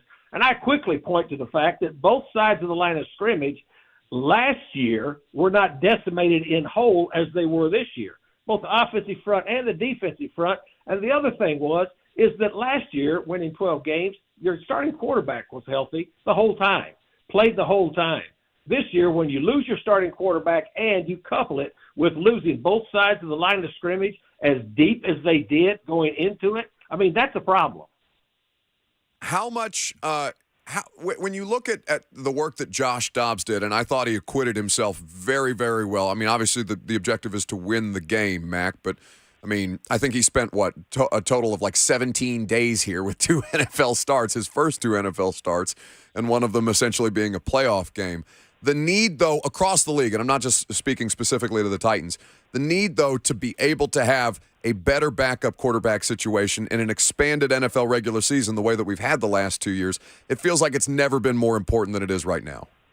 Well, I think you are really spot on that, and the numbers bear out. What were there, 66 quarterbacks that played this year? No, at least. I mean, so it's a grind. It really is a grind, and yes, I mean that is still the linchpin of what you do, and to have an accurate functional quarterback, an actual functional quarterback is very, very important. There's only so many elite quarterbacks, but there are good quarterbacks.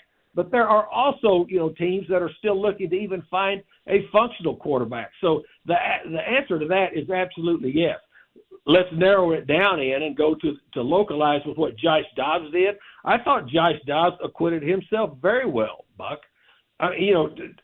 For asking what he was coming in here to do and to jump in there and to be a starter and especially, to be a starter in the games of, even though the Titans had lost 6 games in a row, they were still in a position, if they were able to patch together somehow a win down there in Jacksonville, then you're still playing this weekend with a home game. And so I thought Josh Dobbs, the thing that impressed me about him, you watched him in practice, the thing, and you were there for all of his press conferences, the thing that impressed me about him was the way that he handled all of this. He handled all of it visibly behind the microphone. He handled it during practice. And he looked like he handled it during the ball game. I mean, at least he had some sort of a confident presence about him, because even though he had not had starts in the league, he's been in the league for 6 years. So to Josh Dobbs, I really don't know what more you could ask of Josh Dobbs, nor could he have given than what he gave the Titans since he came here. Well, and you bring up his press conferences, Mac. I thought he did so well to check us as a media corps when we were asking him questions about, well, now that you're in a position of leadership. And he said, no, very quickly, no, I've been on playoff teams before, and I'm a quarterback. That position always carries a standard of leadership, whether you're the starter on any given week or you're, continuing to prepare as the starter without actually getting the opportunities the way that Dobbs has. I thought he really did well to kind of remind people, no, I've been here before. It's okay. Yeah, and I think and I agree with that. I agree with that wholeheartedly. He just had a maturity about him. He had a professional maturity about him as to where he wasn't caught up in all of the stuff that tends to surround the league, just because there's so much to it that comes in that really has nothing to do with what really is going on. But I thought that he had a very, very good handle on it. And again, pointed out that I've been around this for too long, and I know that the people that have been in the business, especially as players that have been, they've got a perspective on it that they understand, and especially from that position.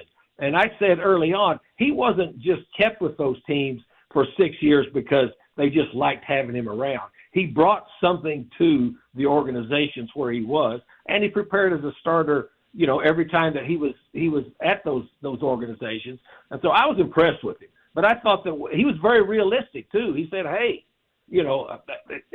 I'm not being a leader right now. What I'm trying to do is perform as a quarterback for this team. This team has leaders that have been here. I am trying to perform as a quarterback to give us a chance to win.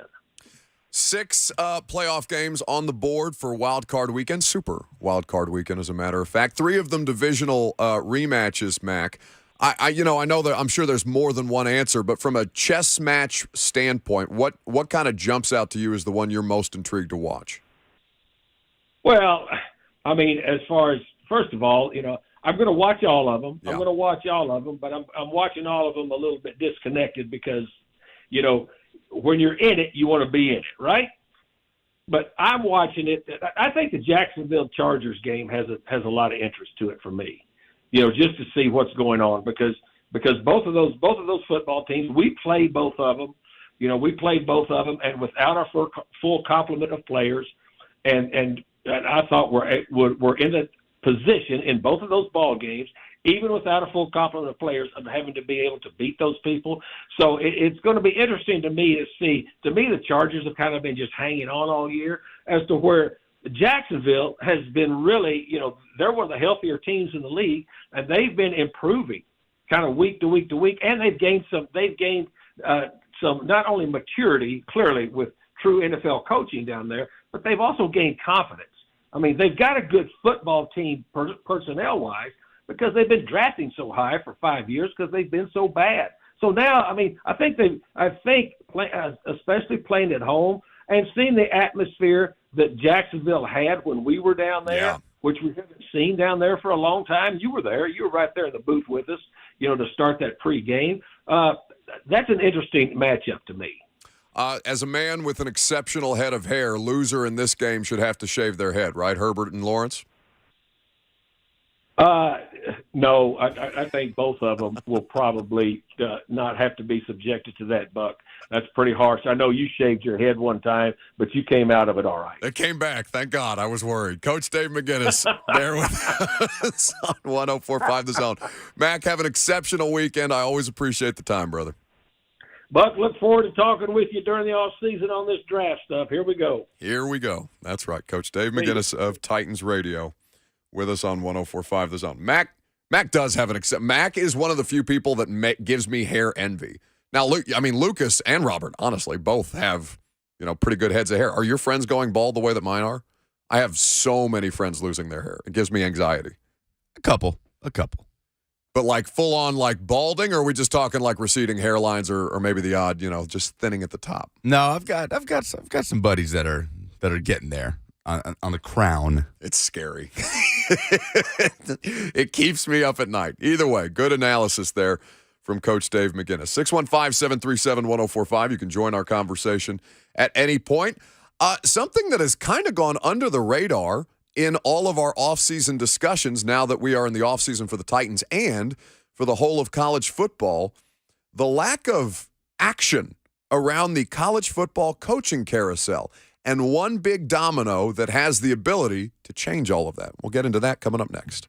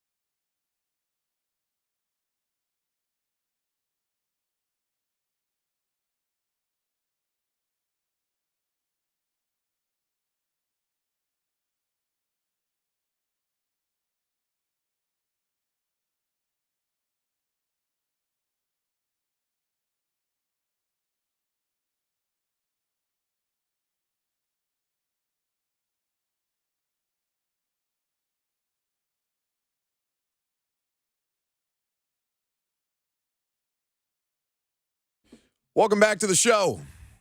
So, going to take a quick look at the college football coaching carousel, and lack of action, really, at this stage. Later in the year or later into the offseason, I know it's only like a week, not even a week at this point. It's Friday. The national championship game was played Monday night.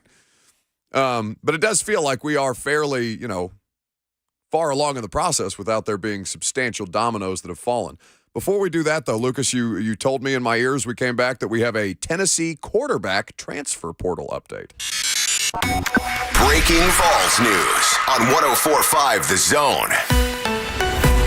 Yes, Tennessee down a quarterback as Taven Jackson has announced he is entering the transfer portal. Well, I shouldn't say he has announced. It has been reported by Matt Zenitz of On3 Sports that the former four-star out of Indiana, after spending his freshman season in Knoxville, is going to move on. So that's a fair expectation, given that they are bringing in Nico. That Milton, I thought, acquitted himself very well in the bowl game against Clemson. You're still looking for a heightened level of consistency there as far as what he's able to do. But I think you feel okay about moving into 2023 with Joe Milton as the starter and Nico in a developmental role until such time as they may feel that he might be ready. Who was it we were talking to? Maybe Pate, who said that he doesn't necessarily feel like Nico is somebody who would be best served by playing as a true freshman because of all of not on the field, but because of all the external factors that come along with the Nico show at this point. It's kind of a circus. And, a lot of these top prospects have a bit of a circus element to them, but it does feel like, given the fishbowl that Tennessee is and all the other things that NIL and the recruiting process and a five-star quarterback coming to Tennessee yield, it does feel like there's a lot that basically is being placed on this particular player, and you want to kind of ease him into that. So I don't blame Taven Jackson for seeking other opportunities. No question. Not a shocking development. Something that, in conversations I've had with buddies that are Tennessee fans, friends that cover Tennessee, all those conversations have been to the tune of, Taven Jackson, you probably figure will enter the portal at one point or another. And I figured maybe he'd wait through spring practice, go into it at the start of summer, but, might as well do it now, I guess, and get in with your new program before the start of spring ball. Now, I don't know how you will feel about this, but Taven Jackson, obviously an Indiana native, his older brother played, or does he still play? Yeah, he's still there. For Indiana basketball. He's still damn there. Clint Brewster of 247 Sports tweets, hearing a lot of Purdue smoke right now for Taven Jackson. I don't even care anymore. Like, I told you, I came in here decked out in Indiana gear, and what did I say to you on the air? I said they're going to lose to Penn State tonight. Not only did they lose, they lost in embarrassing fashion. They lost to Penn State. So, at this point, I still hate Purdue. I hate Purdue with everything in me, but I don't even care. Indiana makes me so miserable that I'm just wishing bad things for them at this point. Well, it's worth noting Tennessee didn't, Nico was obviously the only quarterback they brought in this last class. So that means two scholarship quarterbacks on the roster for Tennessee going into the season. When you look at guys like Navy Schuler and Gaston Moore are on the roster as preferred walk-ons. So, okay. I don't know if Tennessee will look to add depth there in the portal. Either way, they seem to be in a good spot with what Milton showed in the Orange Bowl and Nico obviously coming in as the future of the program. But unsurprising news, maybe a little bit earlier than people would have thought, but Taven Jackson on his way out. Andrew says, just say it, Buck. Go Vols. Listen, I've told you multiple times, my football allegiance, my college football allegiance, totally up for sale. Sold out as a Tennessee fan this year. Your basketball team is very, very tempting to me because my basketball team sucks. It's the only thing that I care about in my sports life, and they continue to make me sad. Water's warm. Well, especially if they just beat the holy hell out of Kentucky, which it doesn't matter who it is that's beating Kentucky. It makes me happy. Meanwhile, college football coaching carousel. Now, obviously we had some big moves throughout the course of bowl season, right? Deion Sanders probably being the biggest name. The most pull, yeah. The most attention. I think there was you could make the argument at the time that Colorado was the most relevant college football program in the country with the way that it was being discussed by everybody. Now you have things like Jeff Brom returning to Louisville. leaving Purdue. You have things like Kevin Wilson, who I remember during my time at Indiana. Moves like that. Hugh Freeze, Auburn. Hugh Freeze, obviously of note. Did Tom Herman get a job? I think Tom Herman's at FAU. Oh, now. he is, yeah. So Tom Herman replaces Willie Taggart at FAU. But it has been a relatively quiet coaching carousel. Like if Trent Dilfer is the thing that you're citing and is one of the biggest, moves that was made, and respectfully to Trent and UAB, like I get that, but that's on the scale of actually like next year competitive college football programs. It's not something that pops. Now, the thing that I think we're all waiting on is Jim Harbaugh. Yeah, that's the domino that you don't know whether or not it will fall quite yet. Another statement, by the way, today. Oh, my God, from him? I'm going to pull it up. Shut up. Just from Michigan in general. Yeah, the Harbaugh saga. What are we doing here? It's starting to get, it's like, look, man, if you're going to go, then go. If not, then stay. But like, why do we have to keep putting out all these statements in the meantime? I'm gonna pull it up because they're scared the recruits are gonna jump ship and all the NIL stuff's gonna go crazy. Yeah, I mean, but who does that like? The more you say, the less I feel good about your circumstance. Like they are overstating things in statements that they are putting out on social media. Okay, Santa Ono, which I hope I'm saying that correctly, the president of the University of Michigan, tweeted last night or yesterday afternoon, "I am pleased to share that I've been having very positive and constructive conversations with our athletic director and football coach. Ward Manuel and I both want to see Jim Harbaugh stay as the head football coach of the University of Michigan." And then Jim Harbaugh, with a mini statement that the Michigan football official Twitter account put out, said, "I am in full support of our President Ono's message to our fans, and I appreciate his support of me and the team." Just shut up. All right, Jim. enough with the statements. Shut up. Go through, do your thing, go look for an NFL job. If you get one, great, and then we'll move on. If not, then you'll stay at Michigan. Like, we all know what the situation is. We don't have to keep hearing about it. It'll surprise. I'm not a shut up and dribble person. Never in my life. Okay, but like. I have very much that energy towards Jim Harbaugh. I just shut up. Give me the funny moments with the ref cam where you're staring in very, very close proximity in ways that I can make fun of on the internet. Go out and, drum Ohio State now that you seem to have things. Like, this is the thing. They have success. They have built themselves into a successful program. He has helped build them into a successful program. And every time an NFL team even gets the smallest inkling of maybe Jim Harbaugh, maybe we bring in the crazy one. I mean, they're both degrees of insane, but Jim obviously is the one who gives off more unhinged. It's funny. I was talking to a friend of mine the other day who has covered Jim Harbaugh and has had to interview him gotten to interview him on several different occasions. And he's just a different kind of cat. Like, it shocks no one to hear that a Jim Harbaugh interview with an NFL team or an interview with anybody doesn't necessarily go well because he's just a beat off. He's a quirky guy. Quirky is the word that should be used. But he deserves a ton of credit for the way that he's because at so many points in the Harbaugh era at Michigan, you thought, okay, well, he's peaked already or he's just plateaued.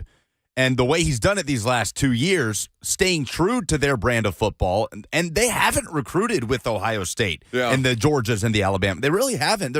The best Harbaugh classes at Michigan have been in that 7-8 range, not the 1-2-3 range.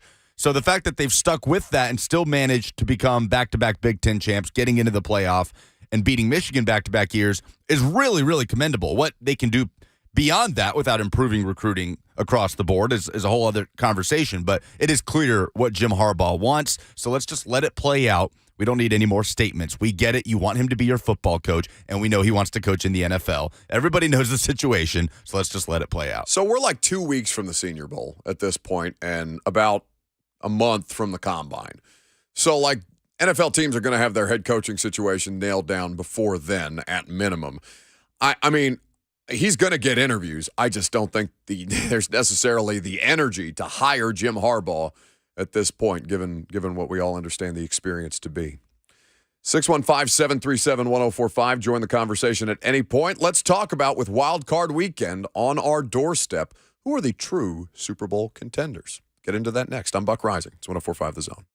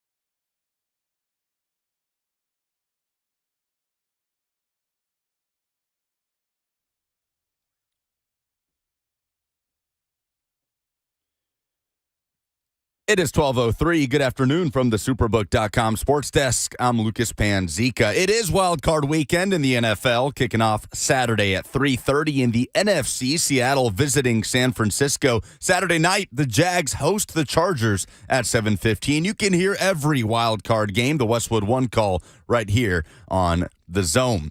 All-Pro list, second-team All-Pro team is out in the NFL. 2 Titans made the list in Jeffrey Simmons and punter Ryan Stonehouse.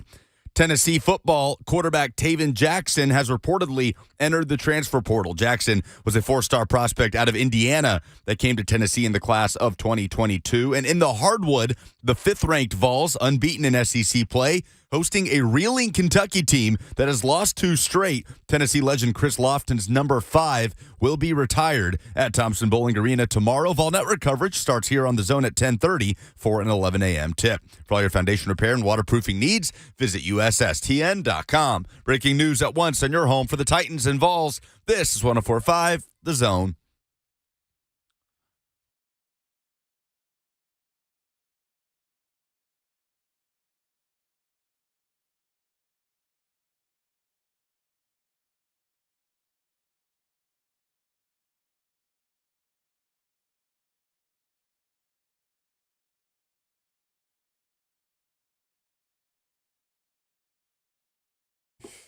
Final hour already. Where did the time go? Must be having some fun this afternoon. We're happy to have you guys in here with us for it. 615-737-1045.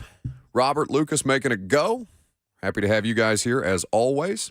Join us on the phones or via Zone TV, Facebook Live, Twitter, YouTube, and Twitch. Hang out in studio with us if you would like. So, as we kind of move into this wild card weekend, the question of contenders, true contenders, is what comes to mind. Now, by nature of being in the postseason, I think you have to be considered a contender. You have a ticket into the playoffs. The playoffs are now here, and every one of these teams, the 12 that will play in Super Wild Card Weekend and the 2 that remain waiting in the wings because they've gotten the first round bye, all of these teams, all these 14 teams, have a chance to win a Super Bowl. From, the lowly Tampa Bay Buccaneers, which sounds crazy to say, given that they have the greatest quarterback of all time on their roster, or, the shooting stars of the world, Geno Smith and the Seattle Seahawks, who just seem like they're happy to be here. It's funny to me we've talked about the Sean McVay situation.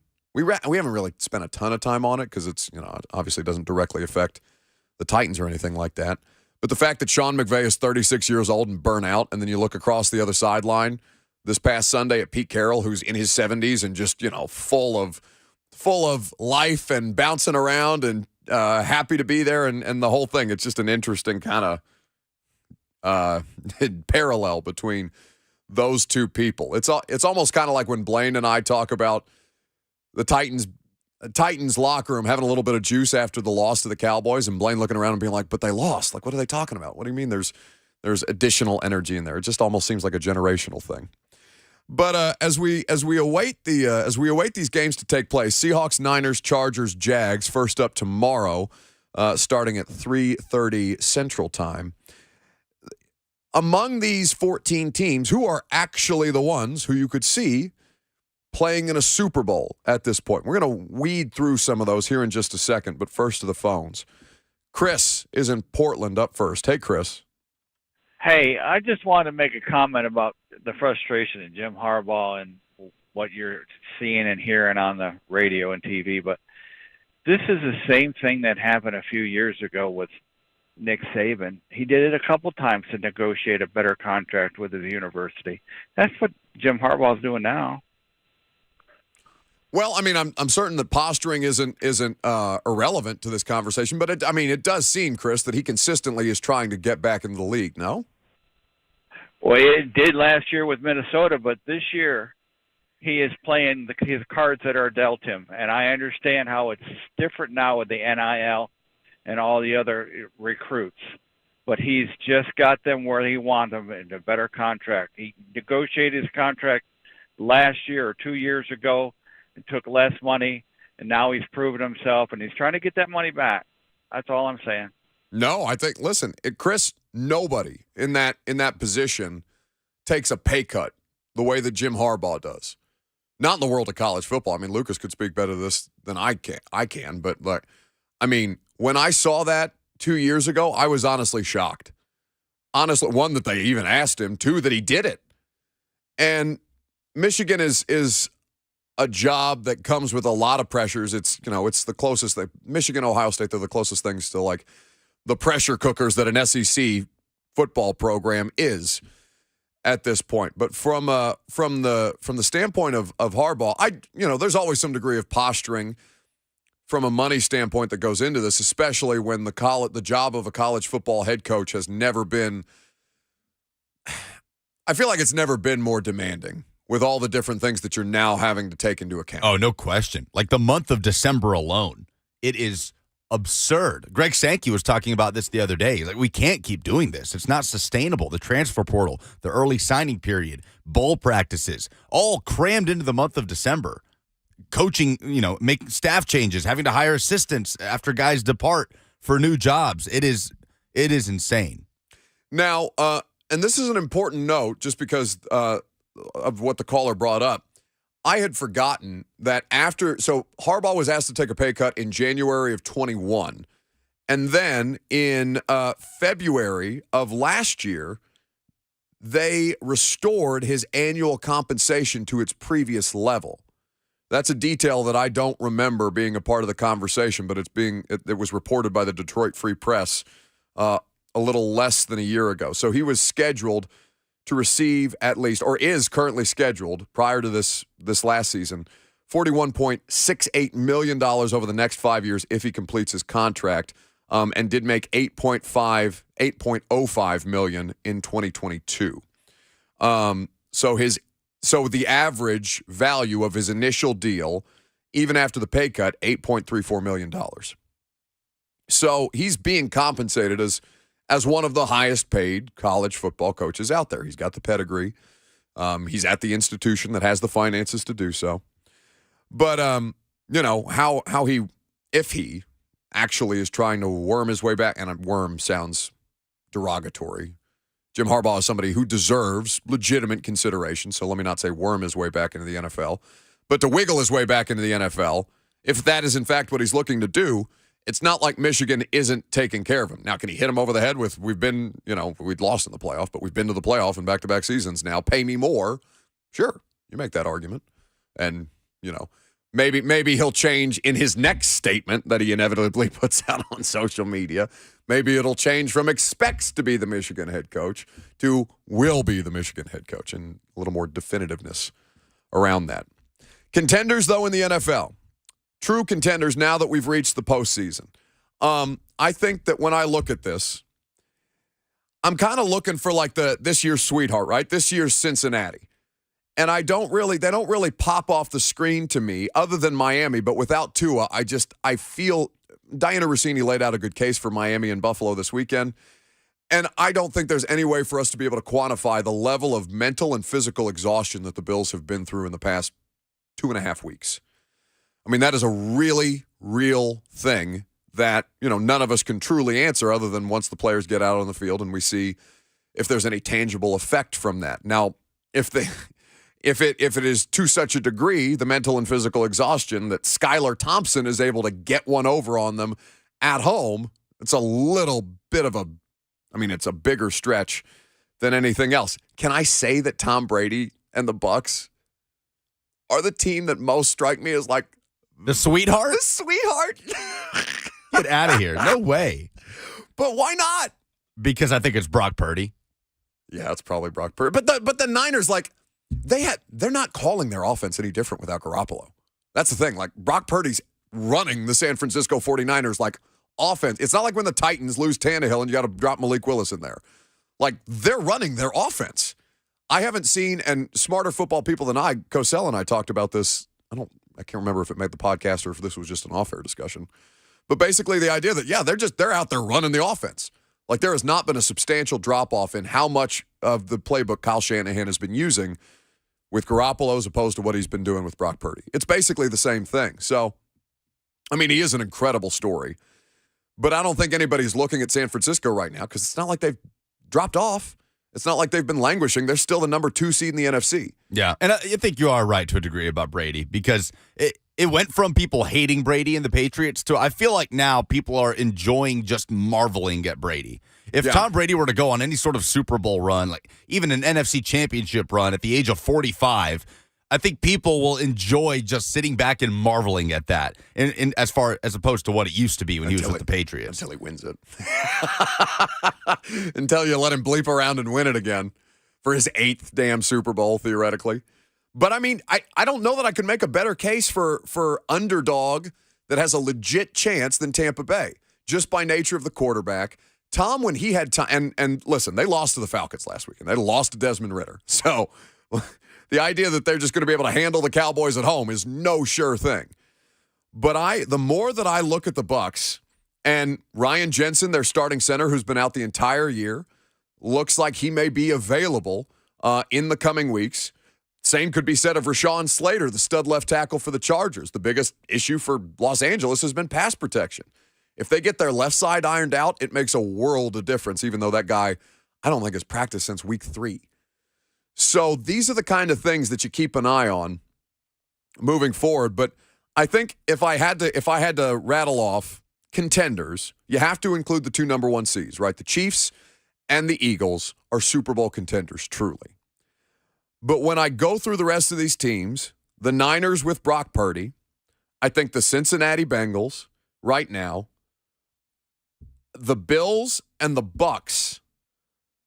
So that's 6 of the 14 teams that I look at in the field right now and say, okay, I can envision a scenario where that team wins the Super Bowl.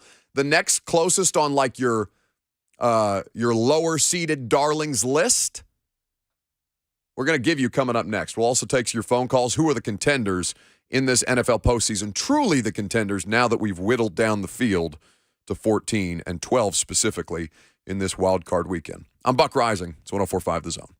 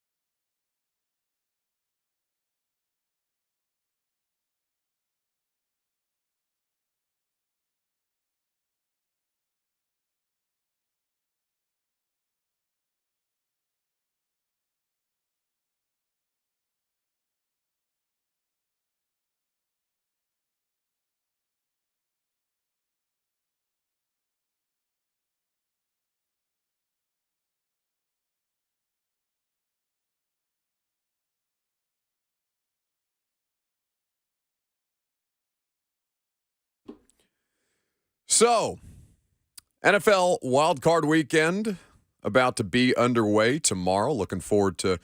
I am very excited to just sit on the couch and watch football. I enjoyed the holy hell out of that last Sunday.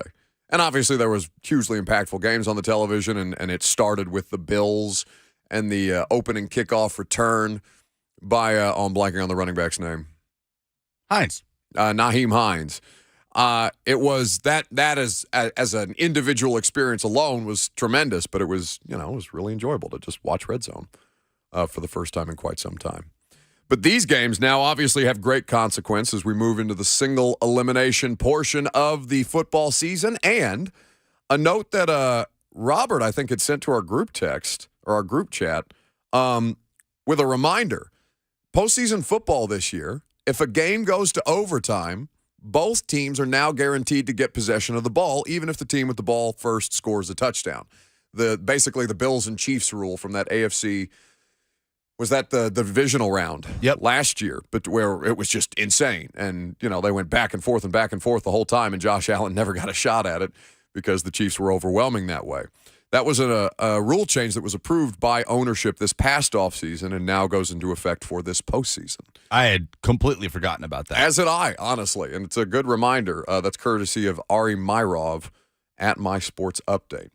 But who truly, among these 14, 2 have the weekend off with the first round bye, but of these 14 teams, who truly are the Super Bowl contenders? Who are the ones you said, the 6? So let me list off the 6 again because I've got an additional one that I think fits the Cincinnati category, all right? So the 2 that are off this week, Chiefs and Eagles, they're Super Bowl contenders. Niners, give me the Bills, and the Bucks are kind of my darling at this point. The Bengals as well, given that they have one of the best quarterbacks in the tournament. But I think the Chargers are the closest thing to and I've done this before with Los Angeles. I don't know what it is that I fetishize about the Chargers being good. But I want that quarterback to be successful. I think that quarterback can be successful.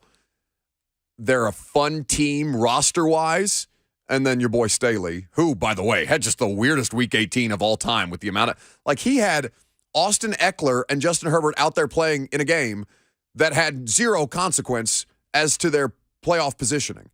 And then gave the weirdest press conference answer after the fact where I think he's at the point where he's just doing things for the sake of being counterculture. They did end up pulling Herbert, but they did lose. They lost to the Broncos. They give up 31 points to the Broncos. But why even have them in there? Anyway, it's a whole thing. So the Brandon Staley experience is something that continues to elude me. But I do think that the Chargers are the team that I think is the most, tournament darling possible if you're not willing to accept the 7-time Super Bowl winning Tom Brady at 45 years old and an under $500 team that's getting ready to host a home playoff game. Well, the Mike Williams injury is big. Yes. And he's not playing on Saturday night. But for me, it's the Niners. When you talk about that darling, because it is the sweetheart kind of Cinderella element of Brock Purdy, the undrafted 2 seed. Right. Well, that's what I'm saying. It's Brock Purdy, the Cinderella, the undrafted free agent, the rookie at quarterback, the most important position on the field, surrounded by one of, if not the best rosters in the NFL. Unquestionably a Super Bowl roster surrounded by this guy, Brock Purdy, who has been lights out since he took over as the starter. For me, those two things could combine for what might be, call it a darling Cinderella run, but it's actually a really, really good football team that has been that way all season. Oh, by the way, they're healthy. They're really healthy right now, which is crazy to think about. And that's ultimately what I think this thing comes down to is who's the most healthy, who's got their best players still out there. Yeah. So they have the capacity and the depth and the availability to make that run with the story of Brock Purdy kind of in conjunction with all of that. I get what you're saying, but I'm having a hard time buying the 2 seed as the Cinderella. Blake in Florida up first. Hey, Blake. Hey, guys. I appreciate y'all having me on. Before I get off, is there a chance y'all can leave me on to hear you talk? It takes a minute to get back into the app, and it's normally past the conversation. Lucas? Yeah. Okay. What I wanted to touch on is I'm a big Titans fan. I've grown up a Titans fan, and I live down here in Florida. But I got excited when I saw all the Florida teams make the playoffs, but having Skylar Thompson as the guy throwing to Tyreek Hill and Waddle doesn't get you excited. You know, Tom Brady, their Tampa Bay, they're kind of chewed up like the Titans O-line. You know, the center of that line and the left side of the line has just been through the rigors this season. But, I mean, like you mentioned, I don't want to count Tom Brady out in the playoffs because it's Tom freaking Brady. But the team that I think is really going to make some noise is going to be Jacksonville. They got Christian Kirk that caught for over 1,000 yards. Travis Etienne rushed for over 1,000 yards. And Trevor Lawrence slung this thing around for over $4,000 this season. And you remember the Giants and the Packers, the seasons they went and won their Super Bowls, it was late in the season when they got hot.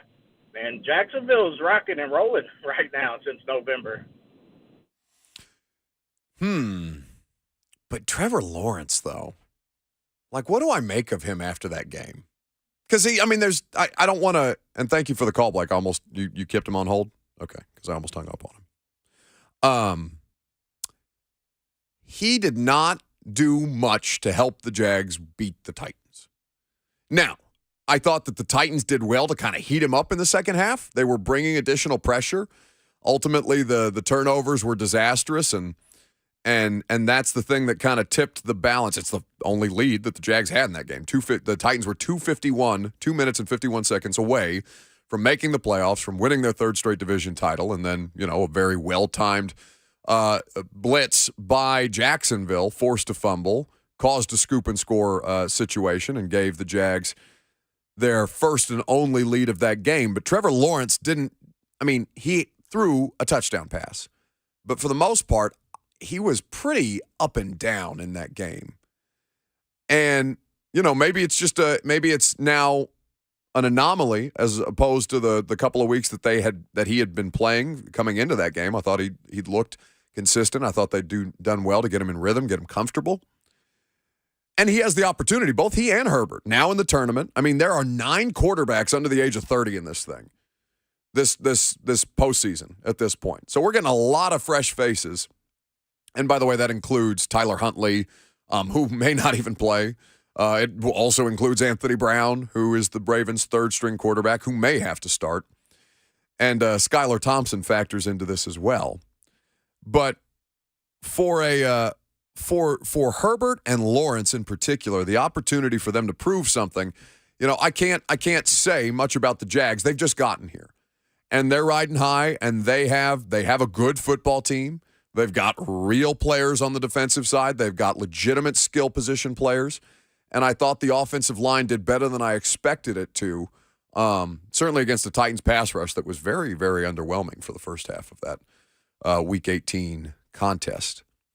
It sucks as analysis to say until I see them do it, I don't think they can. But, they've just really gotten here, not just as a franchise, but as a team. And I think, just because they beat the Titans, a lot of teams have done that as of late. I don't necessarily look at that as the launching point for a Super Bowl run, but this is why they play the games. We will see. Dave calling us from St. Louis up next. Hey, Dave. Hey, guys. Thanks for allowing me to be part of the show today. My thought is that, Buck, I'm kind of with you as it relates to the Chargers. I think that they've got the opportunity, if they win, to go into Kansas City and take the Chiefs out. The divisional thing, as it goes, losing twice to them this year. But then also, I think the Chiefs are overrated. I think they were very, very fortunate in getting that number 1 seed because the control for the number 1 seed was taken away from Buffalo. If they had beat Cincinnati, it would be a different outlook for Kansas City. And I think that they've won some close games that they might not be able to hold up to. So I'm pulling for San Diego or anybody else that could knock off the Chiefs. So thanks for letting me be on. Sure. Thanks for the call. We are going to have to fundamentally disagree on the Chiefs being overrated. Did you happen to just look at what Mahomes' statistics were this year? And I know box score scouting isn't everything, but let me read you some numbers, okay? He led the NFL this year with, all right, how many passing yards do you think led the NFL this year? Don't look. Oh, for Pat, I'm going to say 5,200. 5,250. Wow. Passing yards. Look at you, bud. He's unquestionably the MVP, right? 41 touchdown passes. And did he get single digit interceptions? Let me look at. I've only got his touchdown total here. I can pull up his interception. In fact, could you pull up his interception total? I think he might be in single digits as far as the picks were concerned. He really did not throw that many. 5,250 passing yards, 41 touchdowns, 12 picks. 12 picks. Yeah. Okay. To help the Chiefs earn their 7th consecutive AFC West division title and 5th since he became the starting quarterback in 2018. These are all stats courtesy of NFL Research. In 11 career postseason starts, he has 3,381 passing yards, 307.4 per game, for those of you doing averages at home, 33 touchdowns against 7 interceptions for 105.7 rating, and has led the Chiefs to 4 straight AFC championship games. There can't possibly be a debate on who the MVP is this season, right? No, it hurts missing time. Yeah. That was the only real threat to Mahomes. And even then, I felt like, to me, it felt like we were just looking to give it to someone other than Mahomes with the Hurts conversation. Oh, well, no. I think the Eagles, I think he had done well to earn being a part of the conversation. But, sure. Pat is overwhelming. Overwhelming. I don't know how anybody could objectively, we talk about how great they are on a regular basis, and I know people get tired of commentators, like the color analyst and play-by-play guys on the television broadcasts, constantly slurping Mahomes, and they do. But again, guys, he is the second coming at this point. He may be the first coming. Well, Brady, but to only have one Super Bowl on his resume, fine, whatever. But don't give me underrated on this dude or these 27. guys. He's the oldest quarterback in the AFC, by the way, in the playoffs. Is that true? He's 27 years old. Yeah, look down the list. Joe Burrow, Lamar, Herbert, yeah. Trevor Lawrence, all are younger than Pat Mahomes. That's crazy to me. Josh Allen, been in the league longer than any of them. 4 consecutive AFC championship games, 2 Super Bowl appearances in the past 4 seasons. He became the youngest quarterback to win a Super Bowl MVP when they won it in 2019. So, meanwhile, he's got that resume, and there are 6 quarterbacks in this tournament can make at least their second career postseason appearance, and Pat's trying to get to his 3rd Super Bowl at the age of 27. It is, I think, unfair to say that the Chiefs are overrated in any sense of the imagination when that is the thing, that fire-breathing dragon that they have under center, even as you might hate that, because you're going to hear it a lot on the television coverage of Patrick Mahomes and the Chiefs. They lost their most explosive weapon, didn't really do a whole lot to replace him, and became more efficient on offense. Oh, no, I think, and it's crazy to talk about it within these terms, but I'm glad you bring that point up. So remember when Odell Beckham Jr. got hurt and Baker Mayfield, when they were with the Browns, started playing a more cleaner and efficient version of his game. Tyreek, not having him in the lineup, has mitigated. Now, there's crazy explosive plays to be had with Tyreek in the lineup. I'm not saying that they're a better football team for not having Tyreek Hill. But I do think that it limits Pat's kind of tendency to say, bleep it, Tyreek's down there, and just make a play off of schedule and actually hone in on the discipline and the fundamentals and the technique required to operate an offense efficiently. Because he got away from some of that last season. Oh, no, for sure. And he already has a tendency, and I only know this because of how often I talk to Greg, and then when I watch it on tape, I see the kind of things that Greg are talking about. He kind of drifts, Mahomes anyway, like he moves unnecessarily, sometimes to his right or to his left, just because he's a frenetic player at the position. And he's always going to be looking to make those kind of crazy, unbelievable, throwing off of all kinds of platform plays. But this version of Pat, I think it's arguably the best version of the quarterback, Patrick Mahomes. Like truly the position of playing and executing the quarterback. Yeah. That we have seen from him, the most refined version, I'll say. And that is as dangerous as anything that you could possibly have. Because you want to talk about, people go crazy about the Titans running a bunch of 2 and 3 tight end sets. You know who else has done that? And it's been an incredible matchup advantage for them? The damn Chiefs. Yeah, who have the best tight end in football by a very large margin. Sure, but I mean, you can't, and that matters, obviously, but it allows them to create matchup advantages with their other two tight ends who are also apparently problems and dudes you never heard of until this year. Blake Bell. Yeah, right? they got a bunch of dudes out there whose names I had to go through my depth chart on. Former Oklahoma quarterback Blake Bell. Oh, really? Yeah, he played he played a few positions at Oklahoma, but he got a good bit of run at quarterback. Kay Oldham asks on YouTube, Hurts, what's his status this week? He's not playing this week, but that is going to be something interesting to monitor because Jalen Hurts. Oh, he's got a bye. Yeah, with the shoulder, but he played through some significant pain in the regular season finale, and he had to play because they had to clinch the 1 seed. Yeah. So however long that healing process takes, obviously he has the week off. It is going to be interesting to kind of monitor that as they move into the divisional round, and he continues to play through some stuff. But see, that's the thing about the Eagles is they have Brady in 2020 when they won the Super Bowl with the Bucs and they put together that unbelievable roster that they did with Sue and with Fournette and with Gronk and Brady and Mike Evans and for a hot second Antonio Brown. The biggest thing about the Bucs that year, obviously getting Tom Brady over Jameis Winston helps you a great deal. But that they could manipulate their style of play on a week-in, week-out basis. If Brady needed to drop back 50 times and throw 48 attempts, then they could do that and they could win that way. And when they needed to buckle down and run the football, they could run the two tight end, the heavy personnel, the three tight end sets with Leonard Fournette. They had the offensive line to do it, that they had the blocking tight ends to do it. In fact, that's one of the best things that Gronk did, even as his mobility and his receiving ability started to wane and the injuries started to catch up with him a little bit. Gronk is an absolutely hellacious blocker. So that is what I look at the Eagles as right now. Like, they're the team that can do the most as far as, okay, you want to play us this way? We can play that way. You want to play us this way? We can change up what we do. In fact, we saw it in back-to-back weeks when they played the Titans. They were unstoppable on the ground against the Packers, came in against the Titans and threw all over their asses. So that's kind of the thing that I think you have to keep in mind with Philadelphia at this point. What did you say, Lucas? I'm sorry. Oh, okay. Are you still talking to me without talking on I was there? talking into your ear. That's so disorienting. Go to break. Fine, go to break.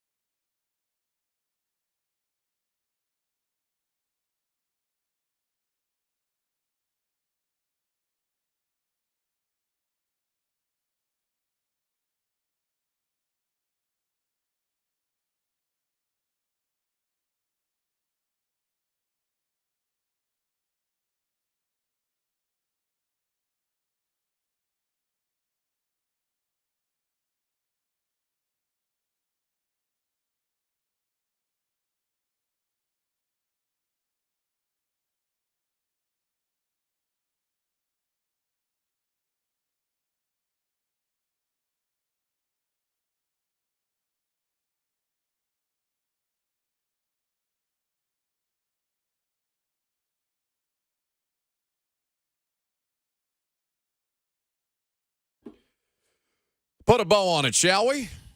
Been a fun week of shows. We're grateful for you guys hanging out here with us each and every day. Don't forget, Blaine and Mickey, 3HL. 3HL sounds like it's going to be popping off with Lofton and Bruce Pearl on the show today. 3:20 is when that is going down, so make sure you're listening. Obviously, Chris is going to have his jersey retired at Thompson Bowling Arena during, I assume, halftime of the Kentucky game or pregame? I'm not sure if it is a pregame or halftime. One interesting thing about the Lofton jersey retirement is Zakai Ziegler does wear number 5. I don't know if I've ever seen a jersey retirement where a player on that current team is wearing number 5 during the game where they are retiring the number that player is wearing. Does that make any sense? Yeah, no, there was some kind of situation, and I can't remember. It felt like, I think it was college basketball where, no, it was with the 76ers. Somebody wore a number with the 76ers that they had to get, like, approval from. I don't think it was Ben Simmons. Like, is Zakai Ziegler allowed to wear 5 for the rest of his Tennessee career? Because he might be on campus for 2, maybe 3 more years. You know, I mean, I assume Zakai Ziegler has asked somebody that question. It's like, hey, is this kosher? Right? Do I get to keep this? Is this still mine for the time being? Either way, he'll be the last Vol to ever wear number 5. Well, which is an honor unto itself. So that game will be fun. And obviously, Slay doing SEC Network studio coverage, which we're very excited for our buddy about. If you missed any of the show today, Dianna Russini, as we mentioned, the aforementioned Slay, Coach Mack with some great insights and analysis on the Titans. Please feel free to check out the podcast. Leave us a rating and review while you're there. We would be grateful for it.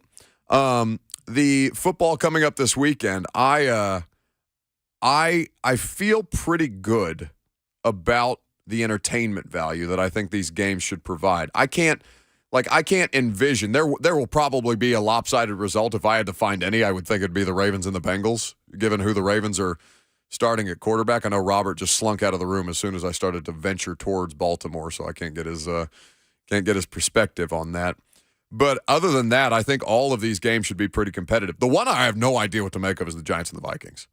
I have no idea what to make of that team. Either team. The Vikings just, they sit on the edge of disaster. It feels like in ways that you can't necessarily predict, but when it hits them so hard. The way that disaster against the Packers towards the end of the regular season did in Week 17.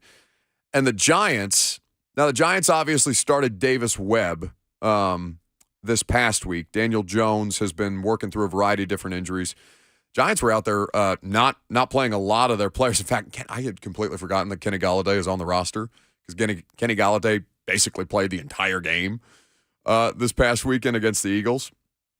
But Giants and Vikings, I think, is the biggest question mark of any of these games on the board at this point. So we'll look forward to that, and obviously we'll recap all of those games on Monday. We're working Monday, by the way. It is MLK Day, but we will be here. We chose to hang out. There's only so many NFL Mondays that we have, and so we figure we bank the extra vacation day. So both Lucas and I will be in here with you. In the meantime, let's do some polls.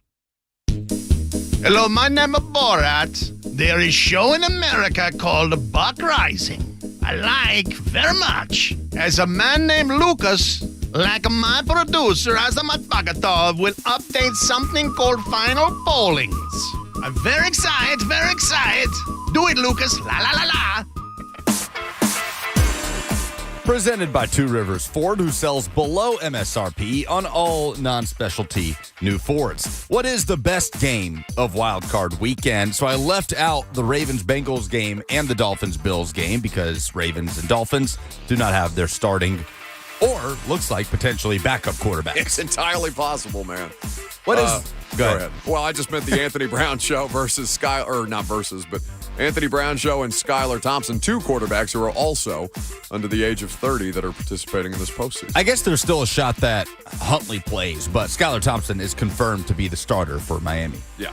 What is the best game of Wild Card Weekend? Seahawks and Niners, Chargers and Jags, Giants, Vikings, or Cowboys, Bucks? 33% give it to Chargers, Jags. 32% give it to Cowboys, Bucks. I think the Cowboys-Bucks game is I think that's going to be a terrible game to watch based on what I've seen from those two teams the last couple of weeks. Really, the Bucks all year long. The Bucks are objectively a bad football team right now, but somebody had to win their division. I think Seahawks-Niners deserves a lot more credit. Yeah, only 15%, the lowest percentage. Maybe people aren't watching really Seattle and San Francisco this year, and understandably so, West Coast teams and in a central time zone market. But damn, I mean those games, those NFC West games are always crazy and competitive, if not like overwhelmingly aesthetically pleasing.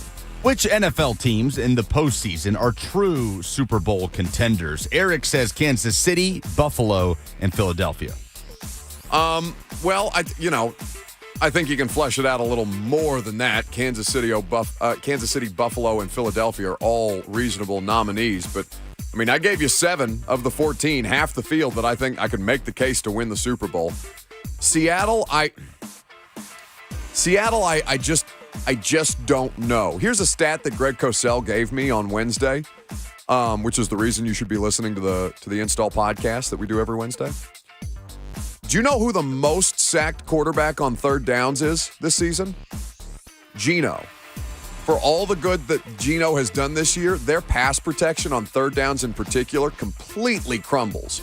And Charles Cross, the rookie tackle out of Texas A&M, who had been having a really, really good season, one-on-one pass pro situations, he's been struggling for about a month now. So some of the limitations there for Seattle make them seem more mortal than I want to give them credit for, even as I probably think I'm rooting for Geno just as a human interest story more than anybody else in the field this week. How many points should Tennessee beat Kentucky by? Elijah says 1. A win is a win. Scooby says 17. Steven says 50. Slay said 15. I didn't see the line on the game just yet. Oh, that's a good question. I'm gonna look that up. But I think that a double-digit win is entirely within their grasp, given that Kentucky can barely run an offense at this stage of the game. So the expectation should be for Tennessee to handle business, and even if they screw around in the first half the way that they did most recently against Vanderbilt, I still think that they should be able to find ways going to get it in gear, continue their defensive dominance, and pick their spots as far as shooting is concerned. If it's a blowout runaway victory, then Lexington is just going to be on fire. If Kentucky shows some fight, and I know they don't do moral victories, and there's still going to be deep-rooted issues, but if they show some fight, it is a good basketball game, it's back and forth, and they challenge Tennessee, and even if they come up short, I do think it would be a different story. But if Kentucky gets run off the floor, then, like I said, Lexington will be on fire, and not in a good way, not in the burning couches because they won the national championship kind of way. No, I truly think that this is the biggest game that could drive a permanent wedge between Calipari and the Kentucky fan base. And, at what point that leads, if that ever leads to a mutual parting of ways or whatever you want to call it, it feels like the Cal-Kentucky experience, we're on the very much back end of that. So what's your final number on margin of victory for Tennessee? Oh, I'll give them a 10-point win over the Kentucky. I think 10 points is infinitely doable right now.